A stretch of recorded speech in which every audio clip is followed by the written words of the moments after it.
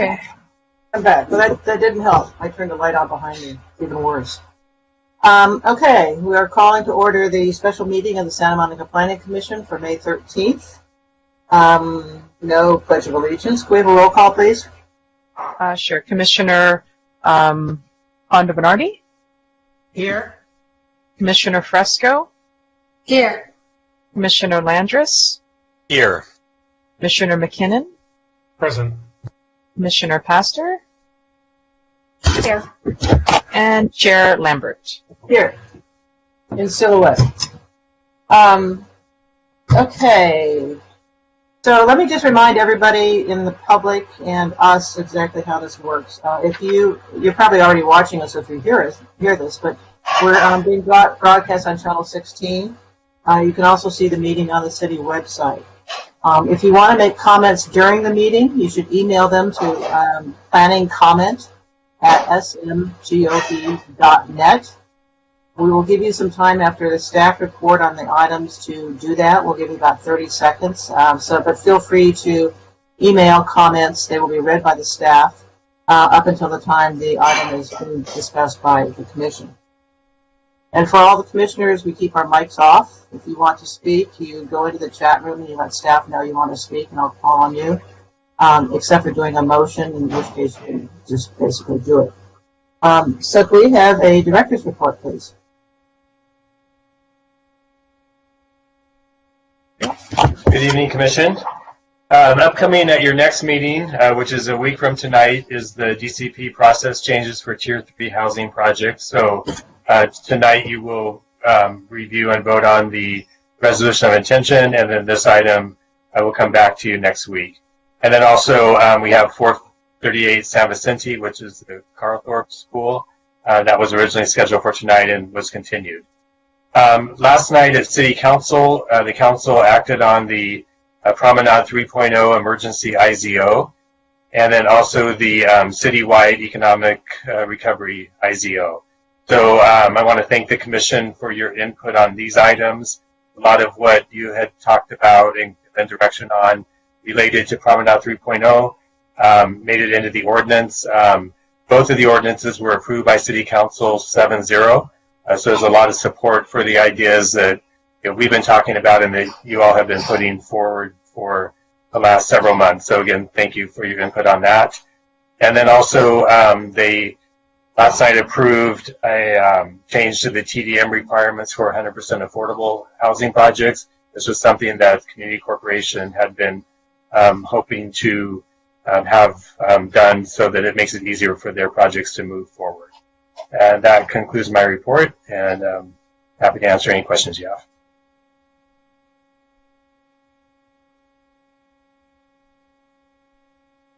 Question? David, may I ask? Is that all right? Yes? Can you hear me? Yes. Okay. Thank you, David. Yes, there were some comments last night at the council meeting around parking issues, and I know there was some exchange, and I was just wondering if you had any updates for us on potential changes to parking minimums following that, following those questions that were raised by a couple of council members.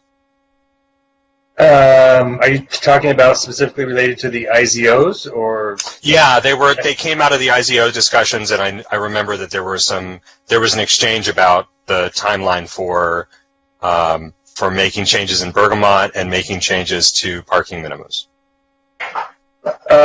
Yeah, so there was a question that we got prior to the meeting. Why wasn't Bergamot included in the commercial, the citywide IZO? And that is something that we will look at and bring back to the council at some point. The issue there is, though, because the standards are embedded in the Bergamot area plan, we actually need to come to you guys, come to the Planning Commission first before we can go to the City Council with those. So we will be moving forward with those amendments, and definitely will come to the Commission before that gets to City Council. But again, the reason it wasn't part of the citywide IZO was because slightly different in terms of how it's structured in the zoning ordinance and in the Bergamot plan, but we need to stop at the planning commission. Thank you. Sure.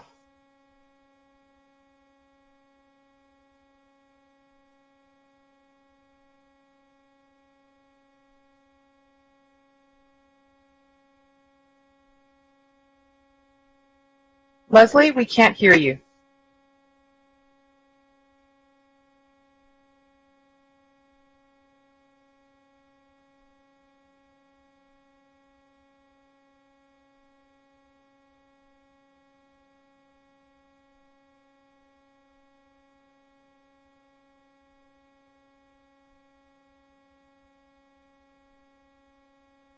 I think Leslie is asking us all to move on to the next item. Is that right, Leslie? I think. Nope.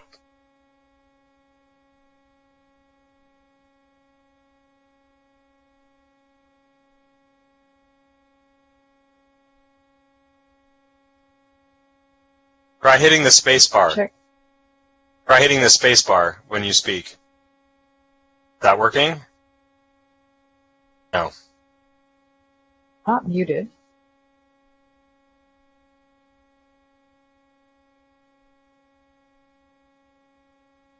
Can you try turning up the volume? Or unmuting the volume?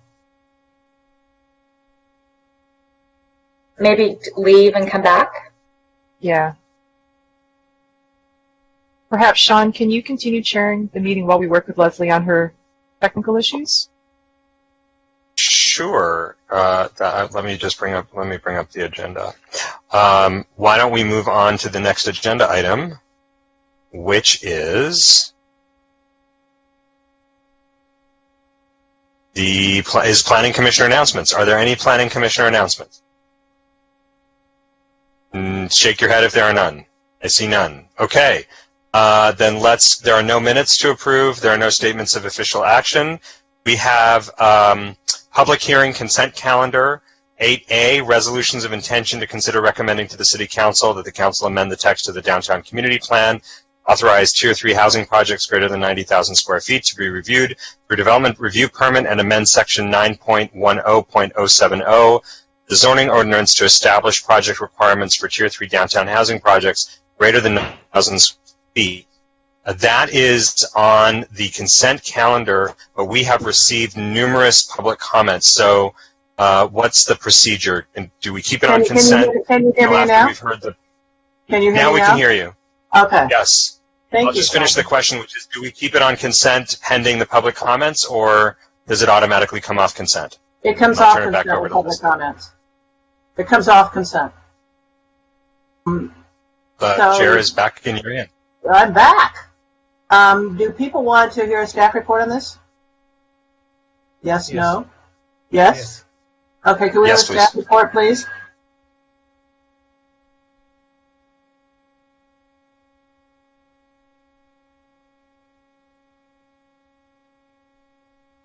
Sure. Thank you, Commission. Steve Mizukami from City Planning.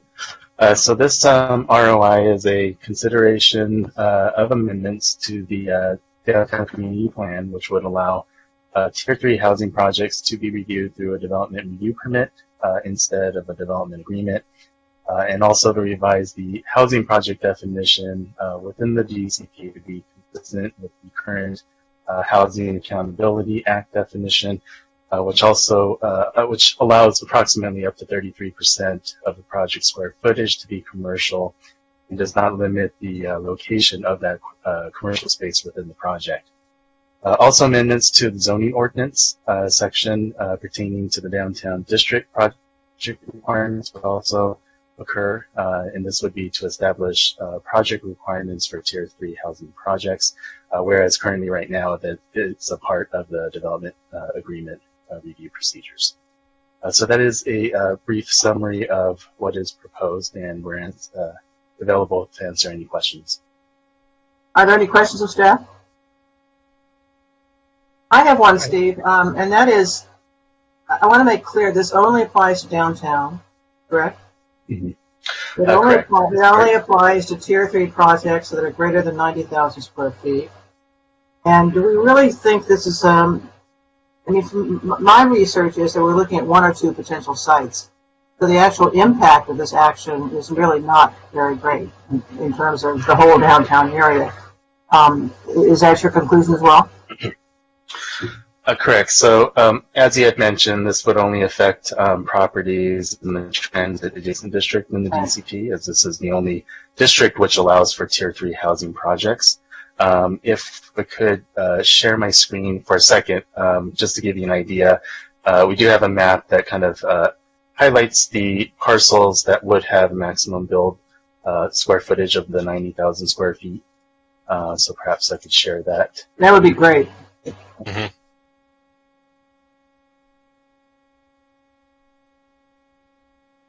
While he's doing that, I mean, there's one thing that's really important to remember. This has no impact on the large sites.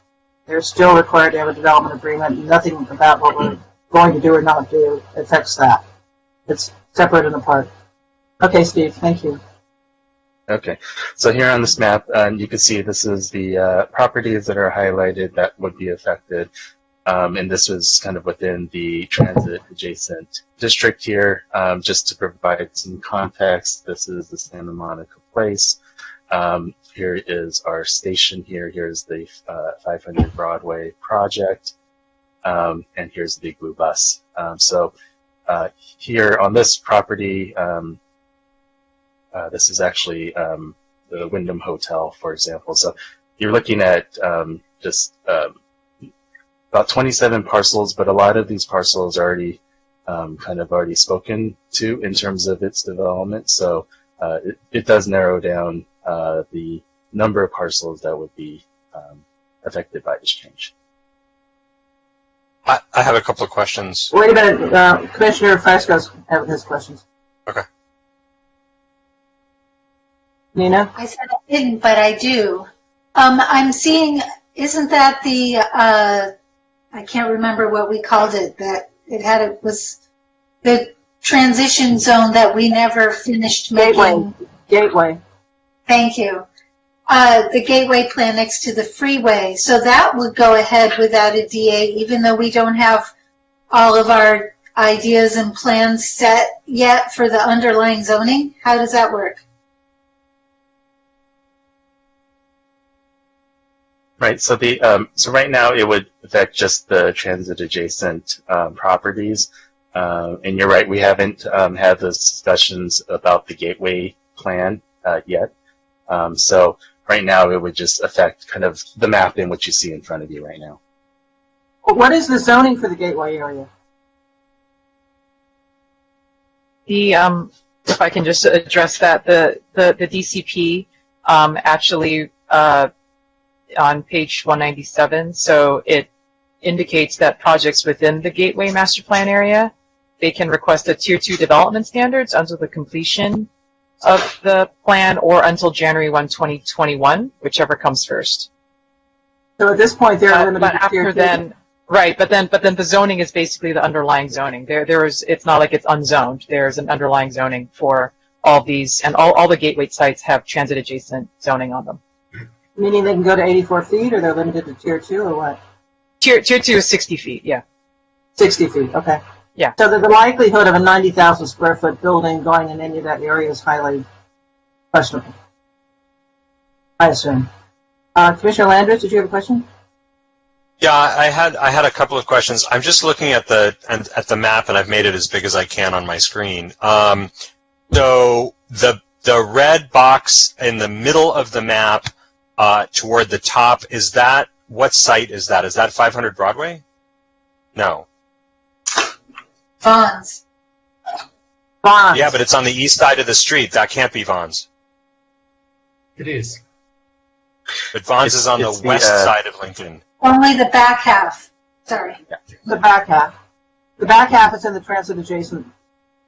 I see. Okay, so the back half of Vaughn's is so where we have. Does that say Lincoln? It's such small print. Okay, I'm just trying to. That's Lincoln. Okay, thank you. So I want to just ask a couple of clarifying questions because staff had Jing, oh, that's great. Okay, can you go a little bigger? Yeah, great. Okay, so that's the back half of the Vaughn site. I see that now. All right. So first, are we correct that nothing in this ROI changes the underlying zoning? It simply changes the processing of the zoning request. Is that correct? That's correct. Yeah. So the transit adjacent district zoning development standards would be unchanged. Okay. And forgive me, colleagues, I'm asking these because I think there are a lot of people who are interested in the outcome of tonight, and there may have been some misunderstandings about what was on offer, and I just want to get some clarifications on the record. So that's one. We're not changing any underlying development standards with this ROI. And then the second question is, when we talk about changing these standards, we're talking about establishing a DR process for Tier 3 housing. Is that correct? It's not making That's them into correct. tier 2 housing. It's making it into Tier 3 housing, right? It's anything Okay. over 90,000 square feet, Sean. I understand that, but what I'm saying is that it's not Tier 2 housing, which means that the action that Council took about 6 weeks ago to streamline Tier 2 housing into administrative approvals has nothing whatsoever to do with this ROI. There's no way that any of these sites could magically go from DA to AA through the action that we're being asked to consider. Is that correct? There would That's still correct. be a and DR that's a good process. point of Yes, that's correct. right. Yeah, that's a good point of clarification. Yeah.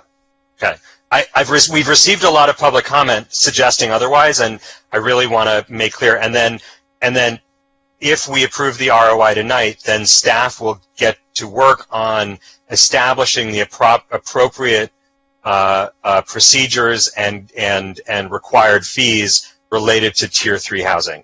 Is that right? And there will be the ARB hasn't gone away yet.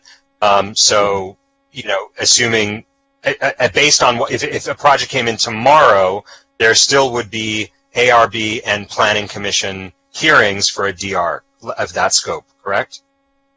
Yes. Would not come in tomorrow, but theoretically, yes? Okay, great. I think those clarifications are important because we've seen a wide variety of public comment, and I think what my understanding is that I would like to close by verifying is that this simply removes a DA for housing consistent with comments made by council members the last time that this issue was before them. Yes. Chair. Great, that's correct. Thank you. I Thank you think very another clarification. Actually, I responded to a number of the neighborhood trying to explain this. I'm not sure how effective that was. But what's important also to remember is that Tier 3 between 75, or any project between 75,000 and 90,000 currently has a development review permit requirement. So all this does is add the one or two properties that would be over 90,000 square feet to the same process the smaller Tier 3s have. And they're all subject to public hearings. We all know that DRP hearings can be protracted, and they are certainly open to the public and have been used as such. So for those of you who want to comment who have not yet, you can email comments to planningcomment@smgov.net, and they will be read by staff. But in the meantime, actually, Heidi wants to say something. Yes, thank you. Just very briefly, I did want to piggyback on Commissioner Landers's line of questioning to clarify where we are in the process. So this is just a resolution of intention. It's on the consent calendar because you regularly hear them on the consent calendar because this is the first step. It simply enables the commission to consider the potential amendments, a recommendation on the potential amendments at a future meeting. So this is a procedural step that enables you to have a full public hearing on potential amendments at a future date. And for now, we're scheduled for next week, right? Correct. So for the members of the public who want to continue their testimony, but this is on the agenda, the actual red line, the language we're talking about will be on the agenda next Wednesday on the commission. Chair. Good. So staff, can we have the public comments read, please? Chair, I'd like to ask a question. Oh, Richard, I'm sorry. Perfectly all right. So recently, the City Council proposed axing the ARB. what will the procedure be if the ARB is axed in terms of design review for these projects? Yeah, if I could jump in on that question, Commissioner McKinnon. So I wouldn't say that the idea is to axe the ARB. What we're talking about is some reimagining of their role. And what we discussed at the council meeting last Tuesday night was that we would come up with some process whereby the ARB or some type of design review board or committee would have a role in large projects, certainly development agreements, but also large projects that might be the type of projects that would come out of a Tier 3 development in the downtown. The example I used last week was the Bonds project. That's a large project. It has frontage on 3 streets. It's at an important gateway site into our downtown. So that's the type of project where we would still want to maintain some process for design review, some public process where people can weigh in on what that project looks like. Given where we are in the process, I can't explain or I can't describe exactly what that will look like, but what we assured the council last week was that we would maintain some design review process for large projects. I think that's important because if we take away the DA and say that we want to streamline it to a certain extent, and then people read that the ARB has also been taken away, that's not a guarantee of some public process that's sufficient in a city like Santa Monica. And I think we also need some certainty about what are the projects that will fall under design review, whether it's an advisory body to the Planning Commission, standing on its own, whatever it is, so that people have certainty. So throughout this, I've been interested in certainty of process, and it has to be certainty for residents as well. Otherwise, that's a very uncertain thing, and I don't think we should do that. Yeah, Perhaps and I agree. Would it be possible for you to think about it between tonight, next week, and have some thoughts about what we might do going forward? Yeah, certainly. We could be prepared to talk a little bit more about it next week. Obviously, we won't have council approval on exactly what that process looks like, and ultimately that's what we will need. But again, it's something that gets at the larger projects, whether that's based on the parcel size or based on the total square footage of the project. But I think we're in line, Commissioner McKinnon, with your thinking that there needs to be some type of design review process for these large projects. So certainly be prepared to talk more about that next week, but ultimately it will be up to the City Council to decide and approve what process we bring forward. Of course, it just might make some difference to the serial letter writers and emailers who've been concerned today going forward. I'll leave that with you. Thank you. Great, thank you. I would also ask David, and I'm sure you will, sort of wind in the new state law that requires no more than 5 public hearings or public meetings on any one project. And have an That's ARB. for housing compliant. That's for HAA compliant projects Well, only. hopefully that will be happening very soon. For the Bonds project hopefully will be in compliance. So, can I follow up on the question from Commissioner McKinnon? Okay. Because I share his concern, and it strikes me that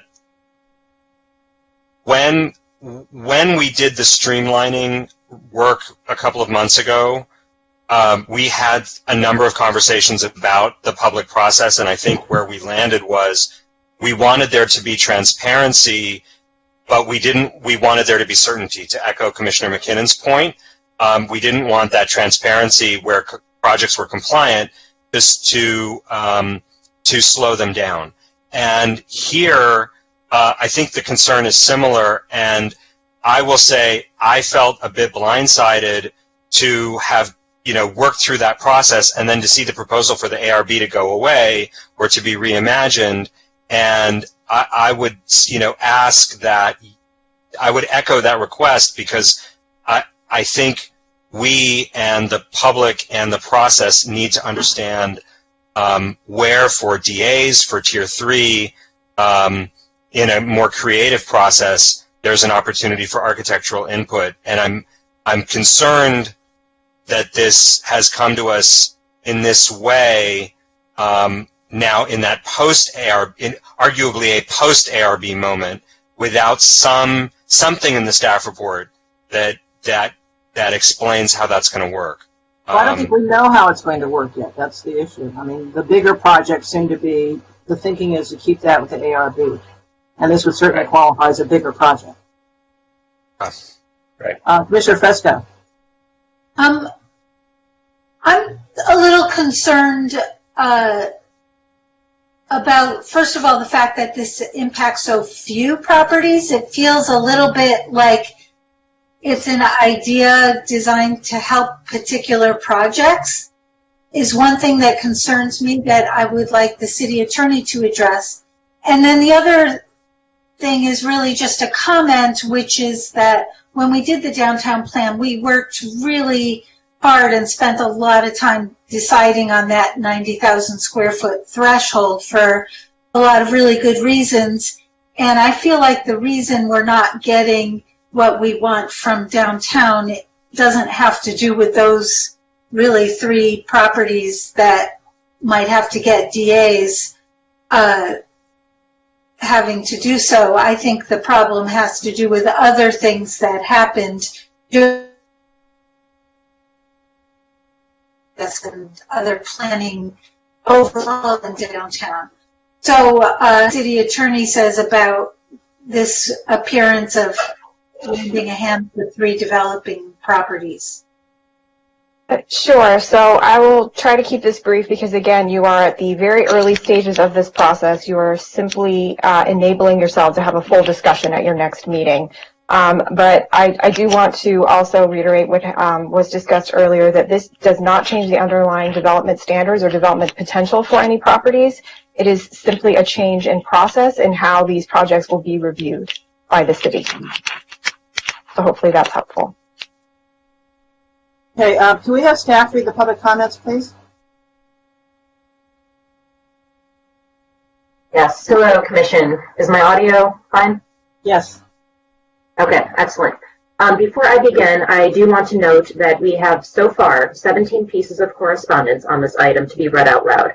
The first 17. Okay. The first 7, I do want to note, did come in before the noon cutoff today. However, they were not sent to me until hours after, so they were not compiled in the PDFs that I sent you this afternoon, and they were not posted online. It appears that they were sent, most of them were sent to your SM.gov email addresses, so you may or may not have seen them. So I should go ahead and still read those first 7 out loud as well. Do you agree? Sure, as long as they're, is it 2 minutes we're allowing? I believe it was 3 unless you guys vote otherwise. Right, you are permitted to vote otherwise because you have over 10 speakers on this item. How does the commission feel? I'd like to hear the letters from before noon for up to 3 minutes because they expected to be posted, and the letters sent after noon for up to 2 minutes.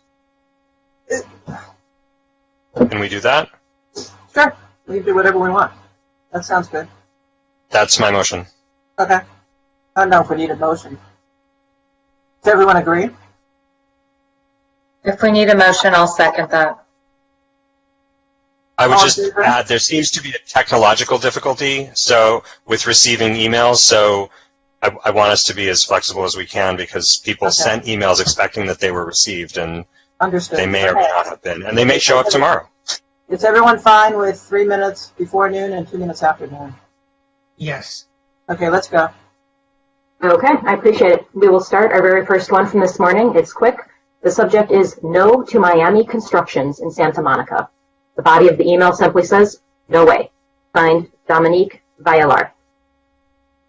That's cryptic. The second email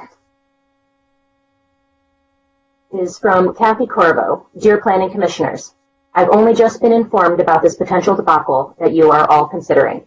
It is with great frustration that I write to you. I have attended so many meetings over the years and sat in on the community meetings for the city loose, the majority of which have been ignored.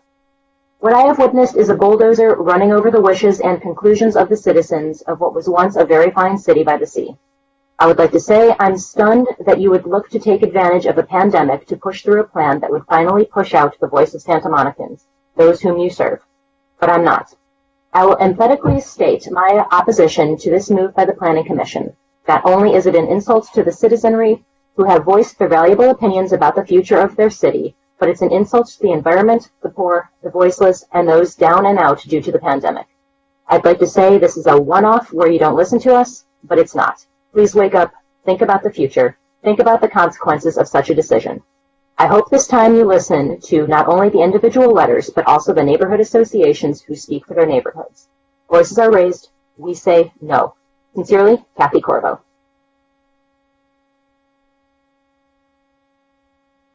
Okay, the next letter from Elizabeth Bell. Commissioners and City Council members, my understanding is that the Commission is going to consider a recommendation to throw out the jointly developed Downtown Community Plan and to commit development of large Tier 3 projects with minimal approval, only to comply impulsively with the state's call for more housing. You and I both know what's going on. Large developers are promising so-called affordable housing in the most expensive land in Southern California. Undoubtedly, there will end up being not so affordable housing and a radically altered landscape for the rest of us. Why would you do this? Our city spent years developing the downtown plan. While not perfect, it controlled development to a tolerable level. We do not have to find more housing while ruining the rest of the city. It has been pointed out by many qualified individuals in the development of the plan that there are ample ways of providing more housing without resorting to huge projects, especially without full review, as has been done in the past. I urge you to reject the staff proposal. I understand it came about through an offhand request by a council member. Someone with more experience and legal knowledge of administrative procedures should have spoken up. Thank you for your consideration. Elizabeth Bell.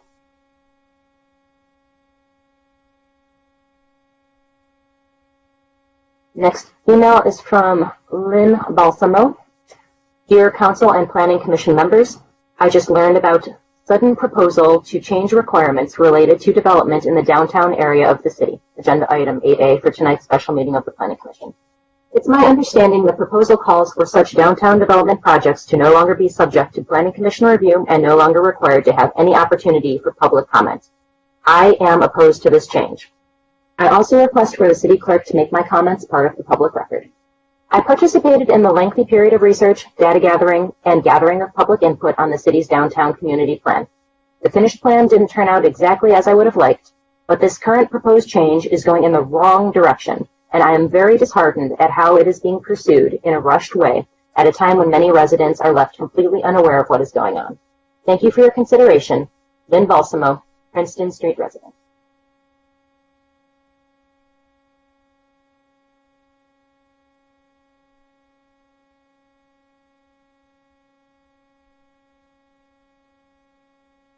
Our next letter from Danilo Bach. Dear Commissioners, I read in the public letter from Santa Monicans for a Livable City that if this item was approved, quote, in a couple of years, nothing in developer time, the speculators you will create tonight will press for new development standards in order to have their projects pencil out that, no surprise, will feature mostly market rate and luxury housing with barely a nod to affordable housing. There is nothing in this proposal that would prohibit that from happening. In fact, it's inevitable. And when it does happen, you will have facilitated it along with the predictable and disastrous upscaling and gentrification. End quote. And then I come across this headline in today's Santa Monica Daily Press that seems to presage this possibility, because the current pandemic has cut Big Blue Bus ridership by 80%. The BBB, as you know, is a necessary transportation for workers and the less well-off. In short, there are changes happening and unforeseen damage still to come from this pandemic that should counsel us not to approve policies now that would not change the face and spirit of Santa Monica forever. I urge you to reject the proposal under item 8A. Sincerely, Danilo Bach.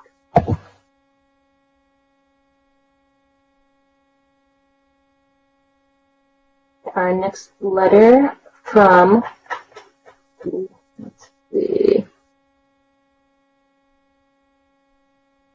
Okay, from the Board of Northeast Neighbors. Dear Planning Commissioners, we oppose the removal of a required development agreement process and the assurance of public input that a DA allows for Tier 3 housing projects in downtown. The Planning Commission should reject the staff proposal to allow these projects to be approved with only a development review permit. The proposed change would wreak havoc with our city. We are offended by the use of the euphemism streamlining for the silencing of the community about the future of downtown Santa Monica. We ask you to vote no on 8A. We agree with the assessment of Santa Monica Coalition for a Livable City below. Do not hand our city over to developers to do as they wish. Retain the process that we have in place to protect the community. Sincerely, the Board of Northeast Neighbors. Melissa, can I interrupt you for a minute? Are these Yes. letters that came in this morning versus the ones we can get in our? No. These were all received this morning. Okay. All right. And that was actually the last one before the noon cutoff. I got it. Thank you. So now you are into fresh territory. Okay. So starting with our first letter received afternoon. And these are 2 minutes now, right?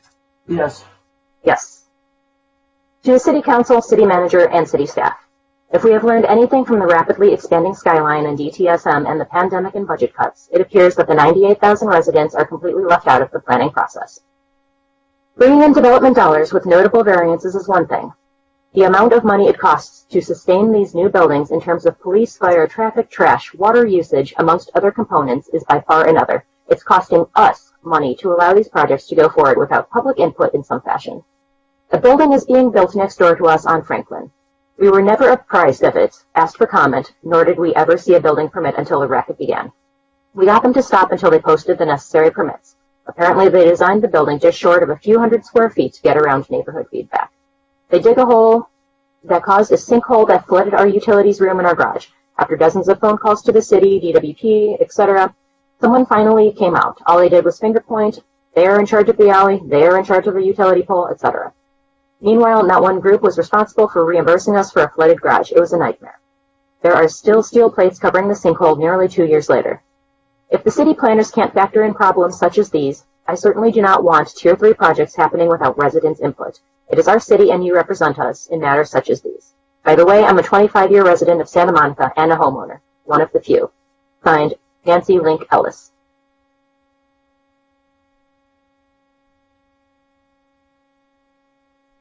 Next email from Elizabeth Van Denberg.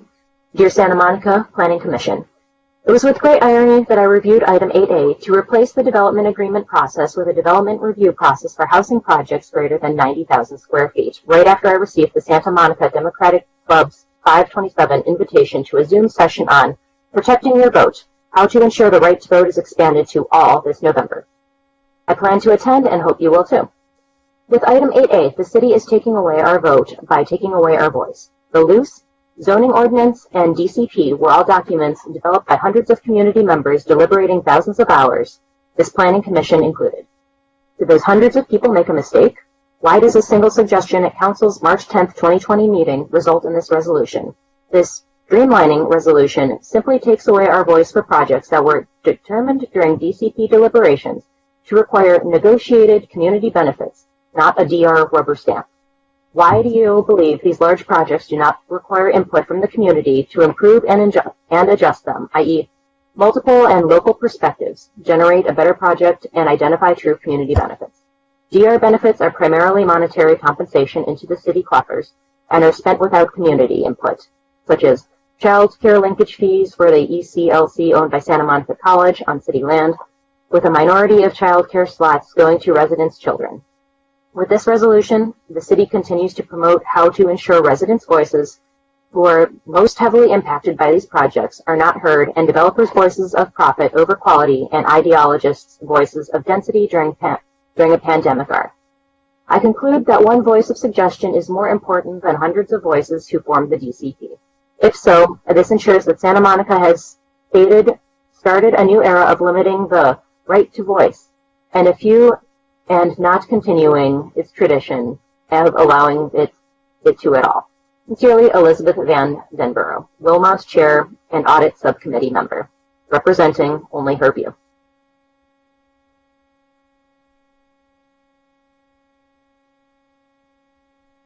Next letter. Dear Commission, I am a Santa Monica resident and small business owner with 2 essential workers at home. I support the resolution under consideration, support your recommendation to the City Council that proposals be reviewed through a development permit and that the zoning code be amended appropriately. Please also consider making a criterion for acceleration of those projects that reduce the vehicle miles traveled, reduce automobile congestion, dedicate more of our streets to pedestrians and bicycles, and support the goals of the Climate Action Adaptation Plan. This is an important time of transformation and rebuilding for our city and for charting a course for the future. Thank you for your thoughtful work. Signed, Lauren Von Clan of 16th Street.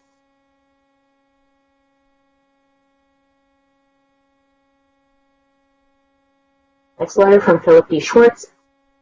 In the middle of the public health and financial crisis facing our city, it is inconceivable to me that the Planning Commission and City Council could consider this proposal. How will this benefit the residents of Santa Monica? It will certainly benefit the developers pushing for this change. How will this address the lack of affordable housing? It will not. How will this mitigate the dire city pension shortfall of more than $250 million?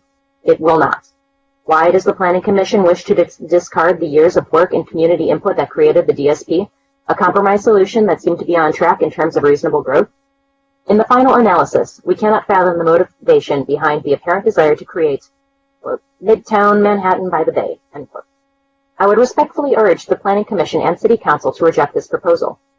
Signed, Philip D. Schwartz, Treasurer, Arizona Avenue Homeowners Association.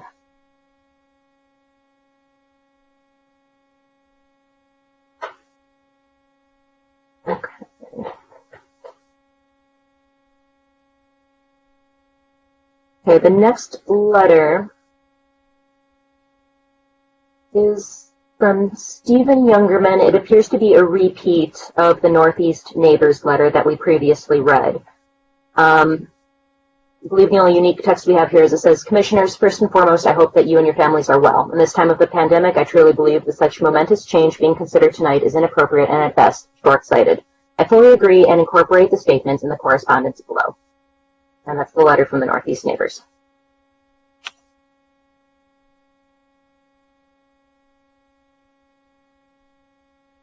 The next letter is from Paula Larimore.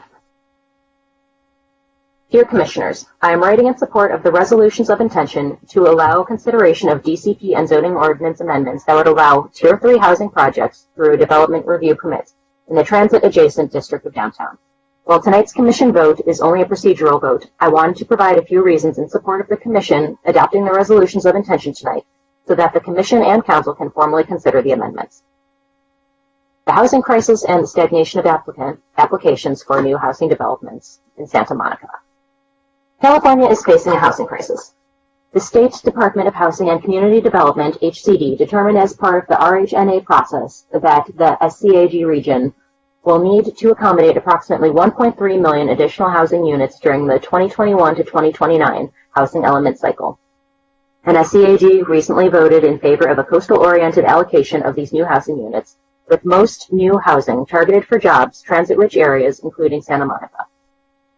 The city's new Regional Housing Needs Assessment, RHNA, allocation, inclusive of all income levels, is 8,874 units, or almost 1,000 units per year. This represents an enormous increase compared to past city performance, which has been slightly more than 200 units per year for the past 2 decades, and which predates the latest round of increased city regulatory burdens on housing. Despite the state and region's housing crisis, there have been very few new applications for housing developments in Santa Monica. With respect to the downtown, the city documented in a December 10, 2019 City Council staff report, quote, that since DCP adoption, very few, if any, new housing projects have been submitted. End quote.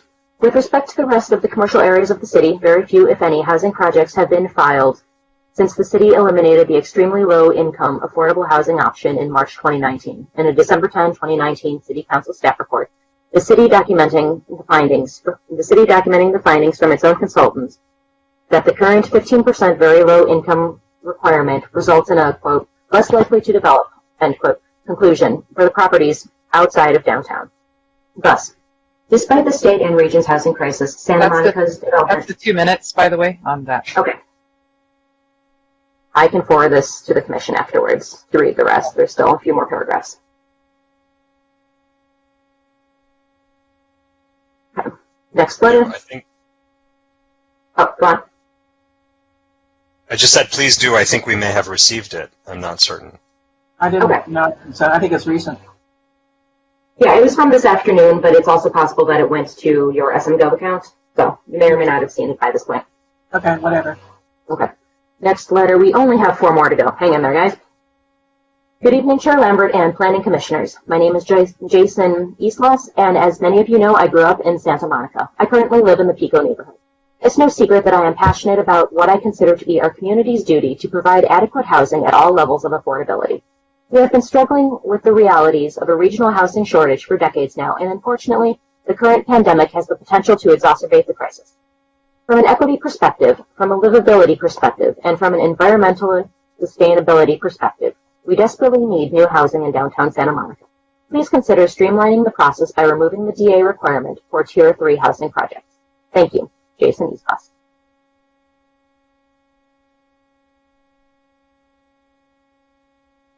Next letter from Bert Goldstein. Dear Planning Commissioners, vote no on Agenda Item 8A, Planning Commission meeting of May 13th, 2020. As our Planning Commissioners, residents rely on you to reject knee-jerk responses for fast fixes and instead to provide thoughtful, factual analysis and demand the same from city staff. Unfortunately, this staff report gives you nothing you need to decide whether this is a good idea or a terrible one. In the many housing discussions that both you and the City Council have entertained, no one has studied eliminating development agreements for the largest housing project exceeding 90,000 square feet. Further, we believe that this proposal will have unintended consequences and erode public trust. In response to what was basically a shout-out from a council member during a study session, you are now being asked to change the development agreement approval process for Tier 3 housing projects to a streamlined development review permit. One line in the very short staff report says it all. Quote, this change would be intended to encourage the development of larger housing projects, as the current requirement of a development agreement for projects greater than 90,000 square feet may be viewed as a disincentive for property owners to maximize housing development. End quote. Those are 2 speculative and subjective thoughts unconstrained by any factual analysis. Maybe property owners, developers, will do what you hope, and maybe they won't unless they can make more money. Maybe all this idea will accomplish is to create a wave of land speculation downtown, as developers and REITs don't build the housing you want, but instead wait for new, more favorable post-pandemic, post-financial crisis world. In a couple of years, nothing in developer time, the speculators you will create tonight will press for new development standards in order to have their projects pencil out. Okay, this seems to be a repeat of one that we read earlier. This seems to be a word-for-word excerpt. Yeah, then it ends, this proposal is misguided and cannot be justified. It should be rejected. Sincerely, Bert Goldstein.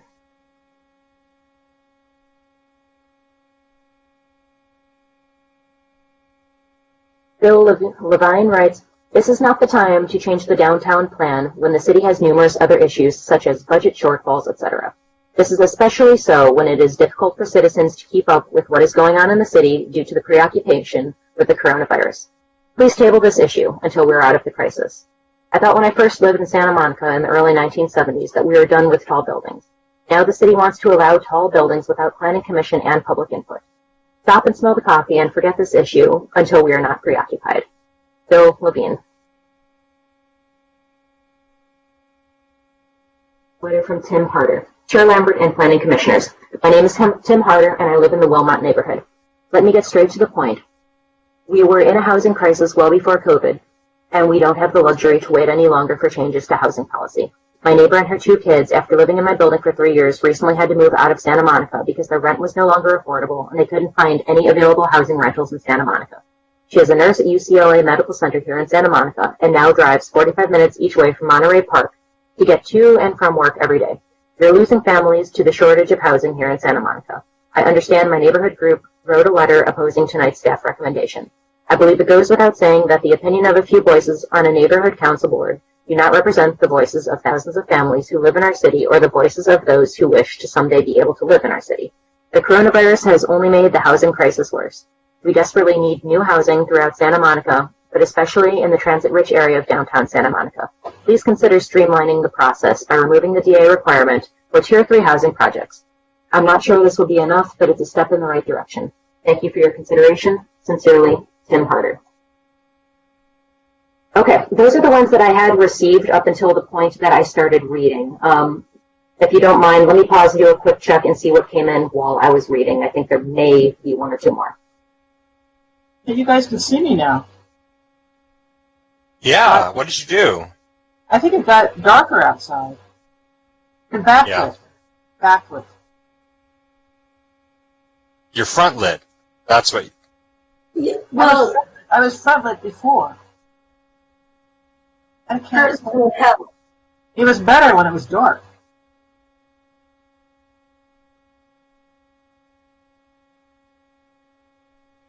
Okay, commissioners, I do have 2 more letters that came in. It looks like they came to Sean and he forwarded them to me. But we do not have anything else in the planning comment box. I was going to go ahead and read the last 2 that came in to Sean. Okay. Good evening, Chair Lambert and Planning Commissioners. I'm Carl Hansen, a resident and housing commissioner. I'm speaking tonight as a co-chair of Santa Monica Forward.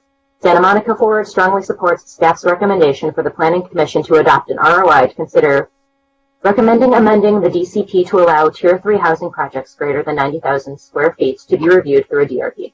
The proposed process would not change existing allowable heights or densities and would only simplify the process of approval for desperately needed new housing. The coronavirus has only exacerbated the housing shortage crisis. The unpredictable and expensive DA process leads developers to build less housing on sites that could be significant sources of new market rate and affordable housing. Ensuring that incentives allow for maximum housing production is key to addressing the housing shortage crisis, supporting the production of new affordable housing, and addressing our RHNA obligations. Thank you. Okay. I believe this should be our last one. Duquette, I think. Yeah. Okay. I have a comment about email issues after you're done. Okay. As a Santa Monican, Stanford Street, I do not understand why these activists spend their precious time on earth preventing other people from living here, raising rents for people already here, and stunting the growth of our property tax base. I am sorry you receive messages like this, comparing you to Judas Iscariot or, gasp, possibly expediting a permitting process. Like most people who are too busy working and raising a family to show up to planning meetings and harangue you, I support building new, better, safer homes for more families. If you can avoid any new parking mandates, even better. Signed, Nicholas Duquette, Associate Professor, Dole Price School of Public Policy. All right, we are done. I just want to. Sure. I got an email this afternoon that wasn't read by you. I don't know about you, Sean. Abby Arnold. Oh, I don't see it. This is to my point, actually. I have the Abby Arnold email too. Yeah, Was it's it in your sent to planning let's comments forward or it to, myself? if someone could forward it to Melissa, that would be helpful. My issue that I want to put on the record, and this seems to have come up multiple times, is there is an issue in the city's email receipt system. The emails that Melissa referred to were quarantined, and I got a pop-up on my screen during the reading of the public comments, so I quickly released them from quarantine and forwarded them to Melissa and alerted our moderator. There's also a problem with the city's Proofpoint spam gateway, and I'm very concerned that emails that the public is sending, irrespective of whether they're for or against or whatever, public comment is being sent in good faith and is not reaching us at an appropriate time. So I just really want to ask that that this be addressed between, I know Melissa and I have been working on this for a day or so, but I really want to ask that before the 20th, we make sure that those issues have been addressed, and particularly try to clear quarantine before each item, and potentially move the deadline so folks have some clarity about what to expect, because this is really a mess, and it's not staff's fault and it's not our fault, but folks have a reasonable expectation that their comments will reach us. Okay, thank you. Actually, hi, Sean, did you forward? There, I'm looking at my quarantine now, and there's 5 emails here. Did you forward those all to Melissa? To my knowledge, so in what I released from quarantine, 1 is actually quarantine. 2 from Santa Monica Forward, 1 from Alice Raskin, 1 from and Duquette. Okay. Correct, and only 2 of them were relevant to our item, and I think 2 of them are for 2 other items. Okay. Yeah. So that but I didn't see I don't know if I saw the Abby Arnold letter, so that may be stuck in my quarantine still. Got it. I did just receive that, so I can go ahead and read that one. Okay. And hopefully that should be it, unless you guys see anything else that's missing. Good evening, Chair Lambert and Planning Commissioners. I am a homeowner in the southern section of Ocean Park near the Venice border. I have 2 adult children who are unable to live in Santa Monica, where they were born and raised, because we have such a severe shortage of housing. Both of them live in small downtown apartments in other California cities. In order to provide homes for people like my sons, we need to build more housing in downtown Santa Monica. I strongly support removing the requirement for development agreements for Tier 3 housing projects, along with other changes that will make it easier and less costly to build more housing in our city. Very truly yours, Abby Arnold. Thank you, Melissa. I would really appreciate it. I don't know if you guys are with me on this. If Commissioner Landers could briefly summarize what exactly this does and doesn't do, because you did it very well, because I think there's a lot of confusion about what we're doing. Do you want me to restate what I said earlier? What exactly does this involve? Because I think people have a much bigger idea of what we're doing than what we're... So my understanding, and again, I'm going to defer to staff, as I did before, to clarify this, if I've misstated, is that, first of all, this makes no change to existing development standards. What the rules were today would not change as a result of anything that's under consideration with this ROI. Secondly, my understanding is that what this would do is remove the DA requirement for certain Tier 3 housing, that is to say, Tier 3 housing that is above 90,000 square feet, and convert it to a standard Tier 3 processing, which involves a development review permit. And that under the current rules for development review permits, projects pursuing a review permit must go both to the Planning Commission and to the Architectural Review Board. So under current rules, that would continue.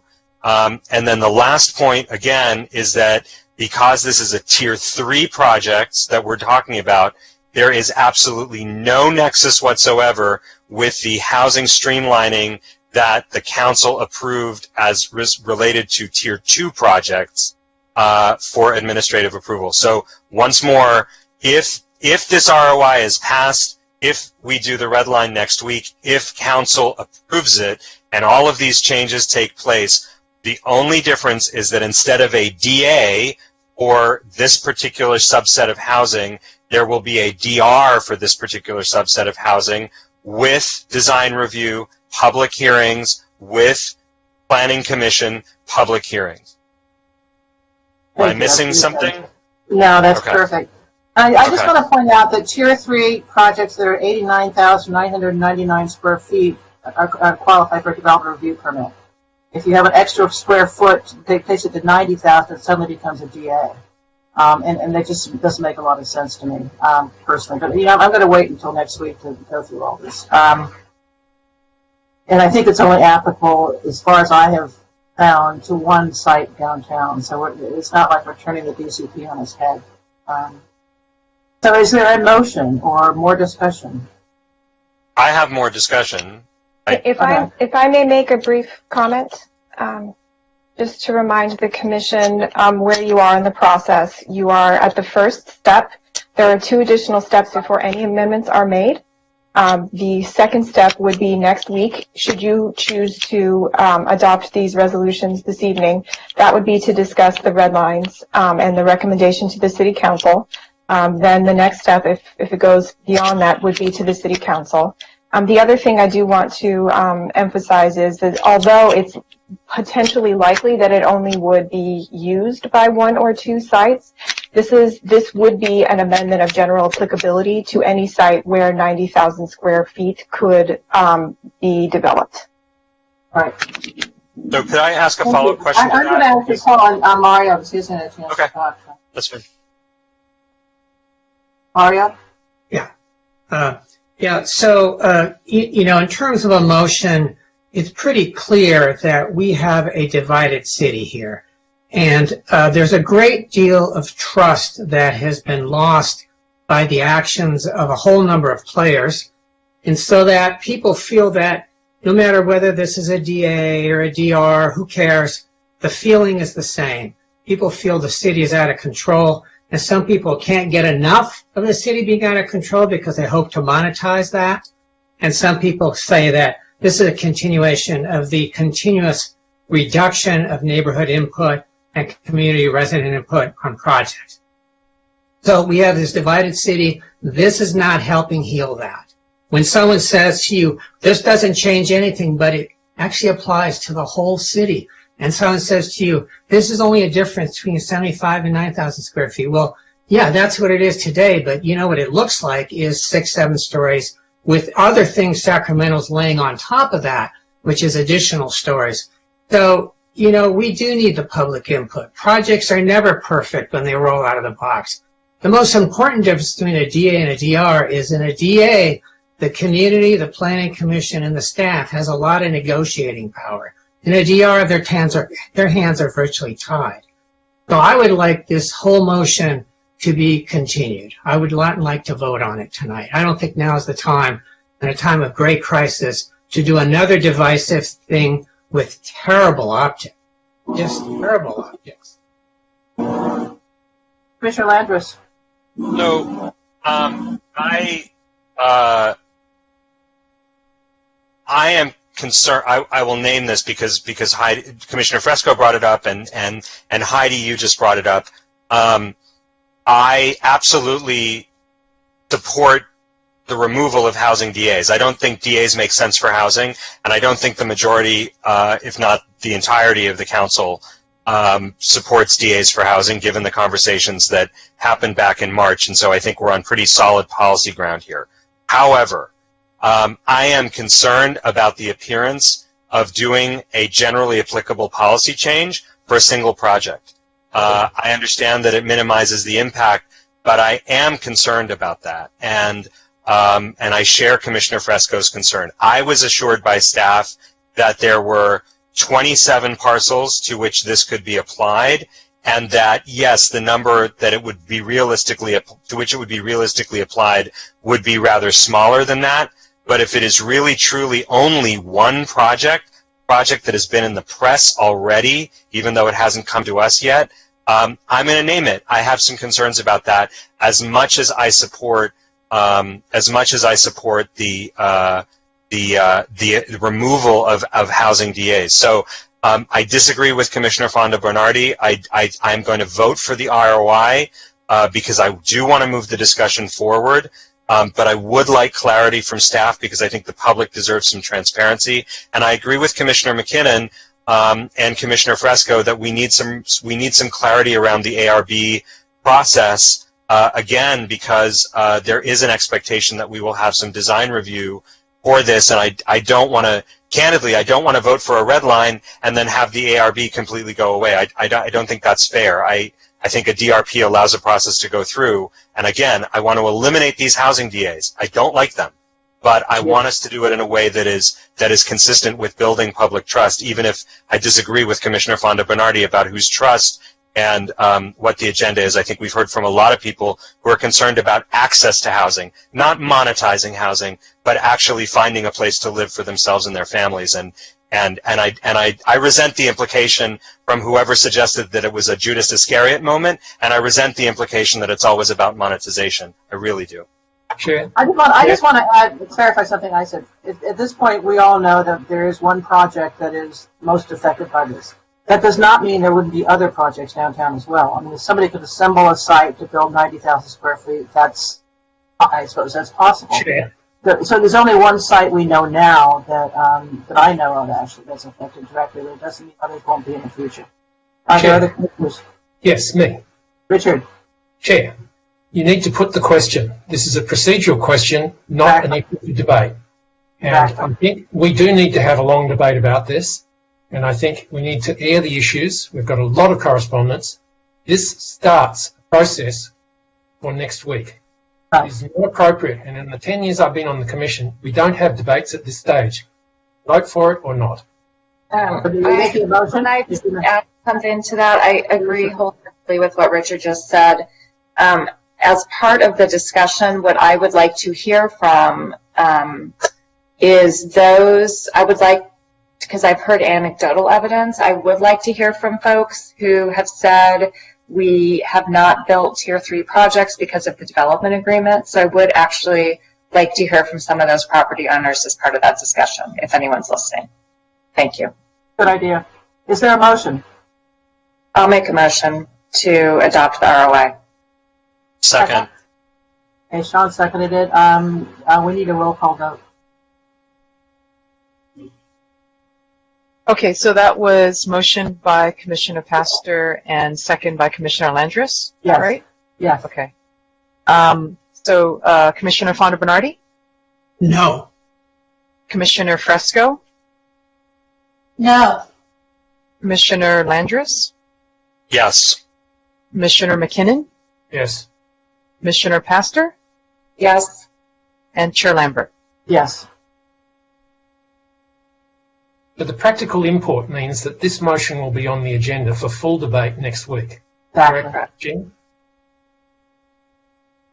Jing? Yes? Correct? That's right, yes. There'll be another report from Steve and Yes. another chance for people to comment, and then we'll have the backwards and forwards about the issues, including those raised by Sean, myself, Commissioner Pastor. That's correct. Thank you. Thank you. Next item, Chair. Next, thank you. The next item is item 9A. That is, let's have a staff report. Much ado about something. Is that what it's called? As you like it. Proposed amendments to the zoning ordinance related to accessory dwelling units, density bonus, and family daycare home regulations for consistency with state law. So can we have a staff report, please? Great. Thank you, Chair. So this is an item that was actually originally scheduled on the March 4th, March 18th Plan Commission meetings, so it's been continued from that time. These are amendments that are being made to the zoning ordinance for consistency with state legislation as part of the 2019 state legislation process. Go here. There we go. So this is an agenda for what I'm going to be presenting. So it's an update on state housing legislation, and then specifically these are the areas that are needed to be consistent with state law with respect to large family daycares, accessory dwelling units, the new law SB 330 that is a process streamlining one, and then also state density bonus for 100% affordable housing. We will also speak to some of the work that will be coming forward on state density bonus for commercial projects. So just to give an overview of some of the bills that came out of the 2019 legislative session, you can see here that these are a summary of the housing bills. Continue to be a very active session, like prior ones. So you can see AB 68, AB 881, and SB 13 had to do with accessory dwelling units. SB 330, was process streamlining for housing projects. A lot of the provisions came out of prior bills. And in AB 1763, which, much clarified the applicability of density bonus to 100% affordable housing projects. And then SB 234, which is the large family daycare. So that's our first area for discussion here. So you can see here large family daycares are regulated in the zoning ordinance right now, very much like small family daycares. You can see the difference there is it's up to 8 children for small family daycares and up to 14 for large family daycares. Large family daycares are permitted uses in the zoning code. Now, they are, however, subject to something called standards for specific uses. So these are operational standards, that it would need to, that kind of use would need to comply with. And, different things such as noise, hours of operation, lighting, screening, proximity to another similar facility. So basically, this review happens through the business license process. What SB 234 does is that it removes all of the physical requirements for childcare uses. So the amendments before you remove that minimum distance requirement from other childcare facilities, the screening requirement for outdoor play areas, and also limitations on hours of operation for outdoor play areas So essentially what the state law did is it said that, you can't treat large family daycares any different than you would residential uses. So to the extent we don't limit, how long people can be in their backyard, that's essentially what's happening here. And it also removes a requirement for a business license. And you can see here, these are the red lines, example of the red lines that are being made in order to be compliant with SB 234. For accessory dwelling units, I'm going to give a sort of high-level overview. However, Ross Furman is on the meeting tonight as well, and he can address, certainly specific questions, as it's quite complicated, in terms of the regulations that are being proposed. So you can see here existing regulations. It's consistency with state law to enhance the ability to for homeowners to produce ADUs, and the intent of state law is to remove those barriers for ADU production. So that is all existing in law right now, and this has been probably a series of changes that have happened over the past few years. You can see in the new regulations that it continues to go further in terms of removing those barriers for the production of ADUs. It eliminates the minimum lot size requirement, reduces the setback from the side and rear parcel lines, prohibits parking requirements for for ADUs, and that includes new parking and replacement parking. It introduces the concept of a junior ADU. That is basically a small efficiency unit that's allowed within the footprint or existing of a proposed single unit dwelling, and it also may share those sanitation facilities. Requires a ministerial review process only, and importantly, it now includes this concept that you can add an ADU to multi-unit developments as well. Previously, this ADU is only for single unit development, so it adds the ability to add ADUs to multi-unit developments now as well. So that's an overview. We did point out in the staff report some policy questions for discussion. These were very complicated bills to try and parse out, but there were, to the extent that we were trying to marry what state law requires at minimum and what the city and council has authorized with respect to ADUs. We present some questions here with respect to whether there should be a minimum and maximum ADU size, or should there be only one allowable ADU size. You can see here in terms of state law, it requires the city to guarantee 800 square feet, and it establishes a minimum maximum of 850 square feet for studios and one bedrooms and 1,000 square feet for two bedrooms. So you can see here that in the red lines, staff recommends that we have a maximum allowable size of 850 square feet for studios and one bedrooms and 1,000 square feet for two bedrooms. Second question has to do with applicability of parcel coverage exemption.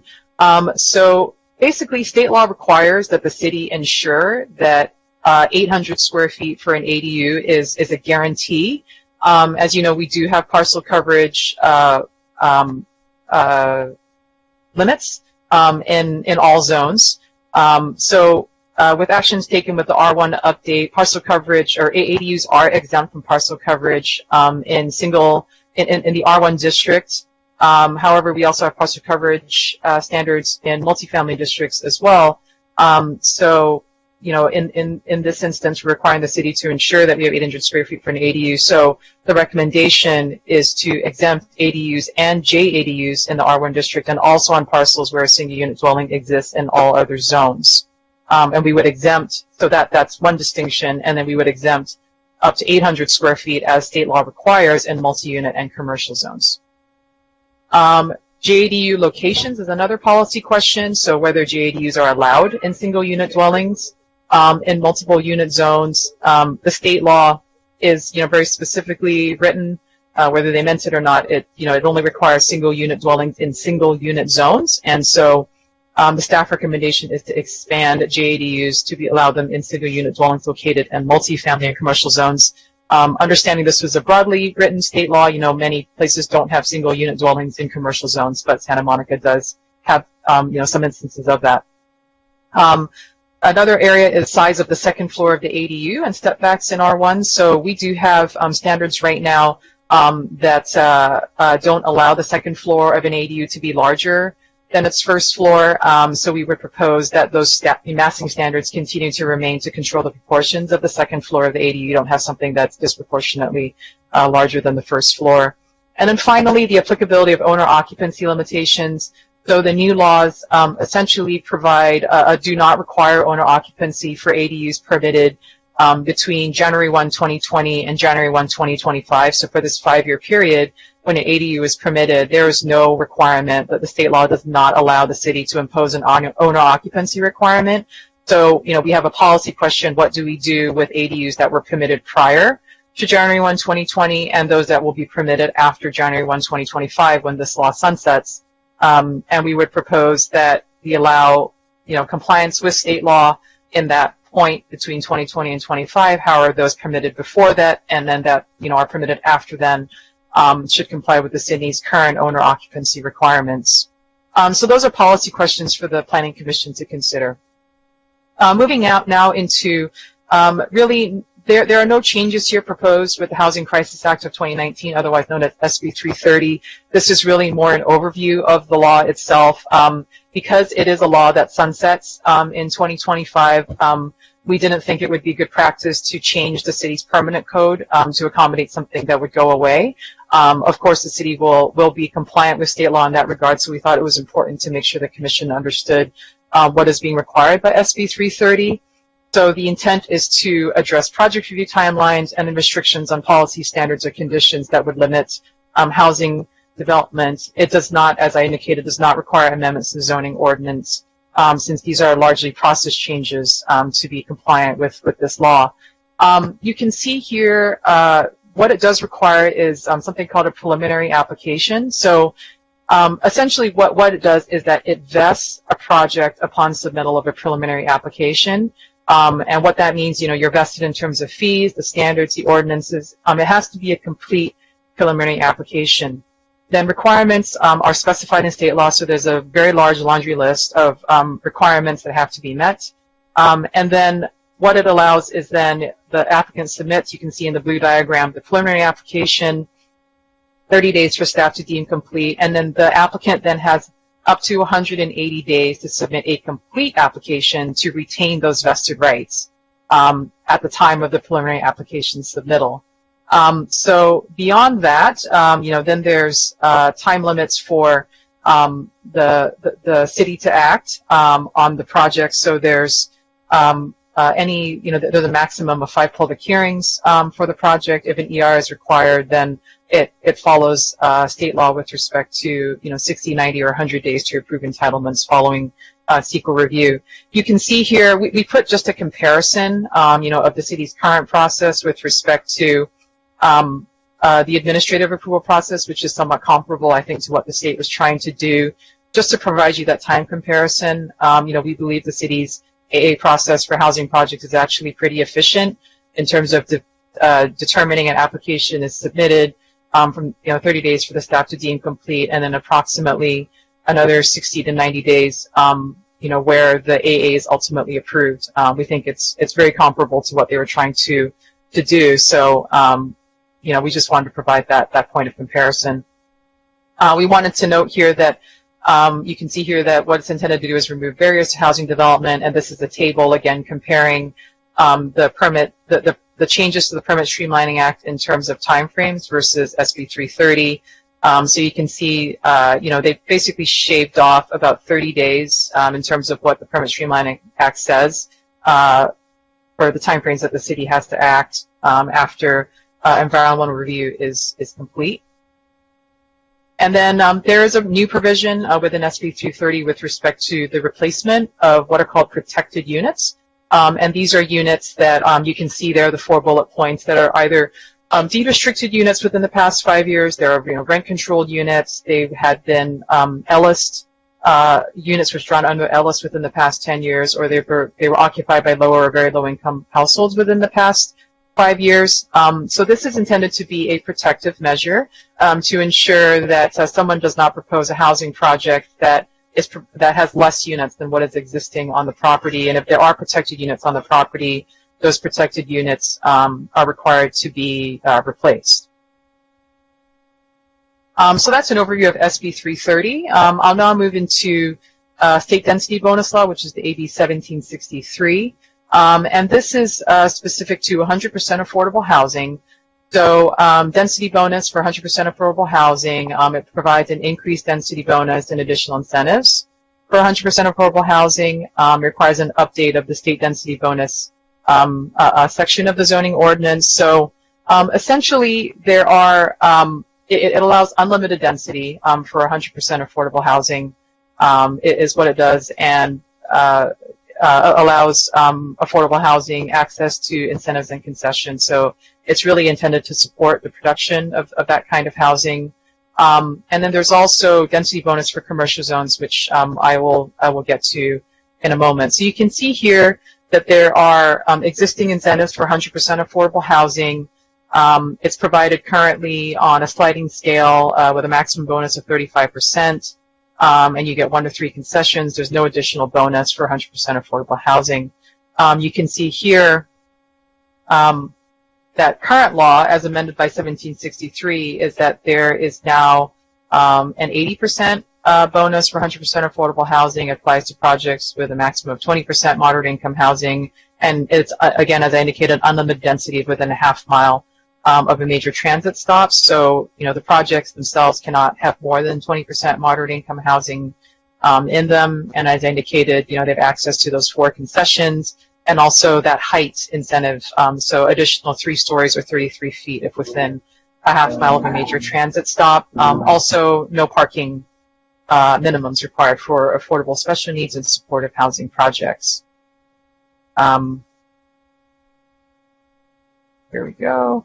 So this is a map showing kind of the blue areas as to where the half mile from major transit stops, as defined by SB 743. So this is basically showing the areas where 100% affordable housing could be located with that unlimited density and up to 3 extra stories in accordance with AB 1763. Now to speak to the commercial density bonus, which is an issue that we have discussed at previous Planning Commission meetings. We are not proposing any ordinance changes with respect to density bonus in commercial zones. You can see here we provided just initial research and assessment with respect to this issue. As we'd indicated, it's a complicated issue that we need time to work through in concert with the work program for the housing element update. So what this shows is that the LUCE provides additional height and density for projects that provide those additional community benefits. So there is essentially a bonus that is already baked into the city's land use system, especially if it's a housing project. So we're taking a look at how we fit that in with respect to state density bonus law.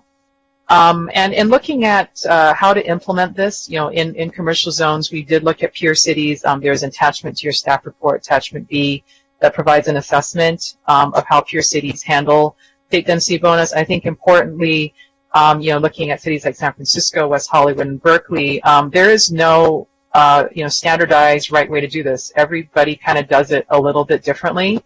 So I think it's signaling. It's very telling in terms of the state density bonus law not providing specific guidance as to how this is to be done. And density is typically expressed as a maximum number of units per acre. So what that means is it tells you there's a maximum number of units that you can have on the property. In commercial zones, Santa Monica zoning ordinance doesn't have density controls for commercial districts. We have really a building envelope control in terms of floor area ratio. So this diagram here is really showing, what other cities do. And you can see San Francisco's approach is using, they essentially are not addressing the density piece. They use solely concessions to expand the building envelope. West Hollywood appears to take an approach where the density bonus applies to the total FAR of a project. And then Berkeley goes through, some kind of calculation to back into a base unit, and then applying the bonus. So you can see everybody does it quite differently in terms of implementing this law. And really our interest is ensuring that there's a consistent and transparent method to determine the concessions and incentives and how to apply state density bonus law, especially where no maximum density exists. It's unclear to us if applicants can request additional height and FAR, through the density bonus, and then, in addition to that, request an incentive or concession. We also have to determine a threshold when additional FAR is needed to achieve the cost reductions for the production of proposed affordable housing. And so, you can see here that, really we're taking, the time to study this issue to make sure that, we're able to implement, or reconsider the implementation of state density bonus law, in concert with the city's existing land use system, because as we indicated, the city does provide a bonus, for those housing projects at the moment. So you can see here, the recommendation is to approve the ordinance amendments as presented tonight. We will be moving forward with implementing incentives and process improvements for 100% affordable housing projects. So those were the process thresholds, that you acted on in March. Were acted on by the City Council. Also in March, they are currently valid through the emergency order, extended all of the interim ordinances, so we haven't had to go back to extend that. But certainly when there's room on a council agenda, and it'll be back. The process thresholds piece will be back on there, for extension. We will continue to study the impacts that these laws have on market rate housing, and we'll also be developing comprehensive package as part of the housing element update and housing policy work that incentivizes housing production and maximizes support for 100% affordable housing. So that's consistent with the direction that was given by City Council, in the most recent housing actions. So with that concludes my presentation, and I'd be happy to answer your questions. Thank you very much. I'm going to go alphabetically, like I did. So, Commissioner Fonda Bernardi, do you have questions of staff? Yes, I do. First of all, in terms of the timelines that we are forced to by the state law, do we have the staff capacity to meet those timelines, given the ongoing staff cuts, budget cuts, etc.? Well, I think, as you heard the interim city manager indicate, the city's major or three, major focus areas going forward are health or clean and safe city, and in terms of economic recovery, and also public safety, and to the extent that permitting or development falls in that economic recovery umbrella, we would focus remaining staff resources on processing. The law is what it is, and so we will certainly work towards meeting those timelines or prioritizing those projects that have those mandated timelines. Okay. Next question is regarding the requirement that there be no more than 5 meetings for any given project. Does that mean that no more than 5 required meetings, or is that just a total, no matter what kind of limitation, let's say?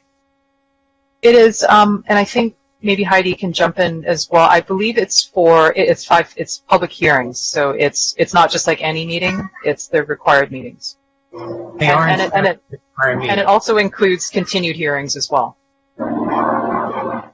Right, but what I was saying is that doesn't include, for instance, meetings that a developer might have with the adjacent community. Those are no. Yeah, it would only be if our ordinance said you must hold a community meeting, for this project, then yes. But if they're voluntarily holding a meeting with the neighborhood, then that's not counted. Last question regarding these different ways of calculating density bonuses. Are we ruling on one tonight or picking a direction, or are you going to come back to us with more ideas on that? No, I mean, it's really an area we need to do a whole lot more work on. So we are just highlighting, what the issues are. So no, we are not asking the commission to choose any one particular method tonight. You can certainly discuss it, but we have a lot more work to bring that back to you. And do I understand, last question, do I understand in your ADU recommendations that we not allow ADUs up to 1,200 square feet? We're only going up to 1,000. Is that correct? Right. Ross, maybe can you address that question? Good evening, commissioners. So the state law does allow ADUs to go up to 1,200 square feet. But there is, as Jing mentioned, there's a minimum maximum where we have to at least allow $850 for a studio or 1 bedroom and $1,000 for a 2 bedroom or more.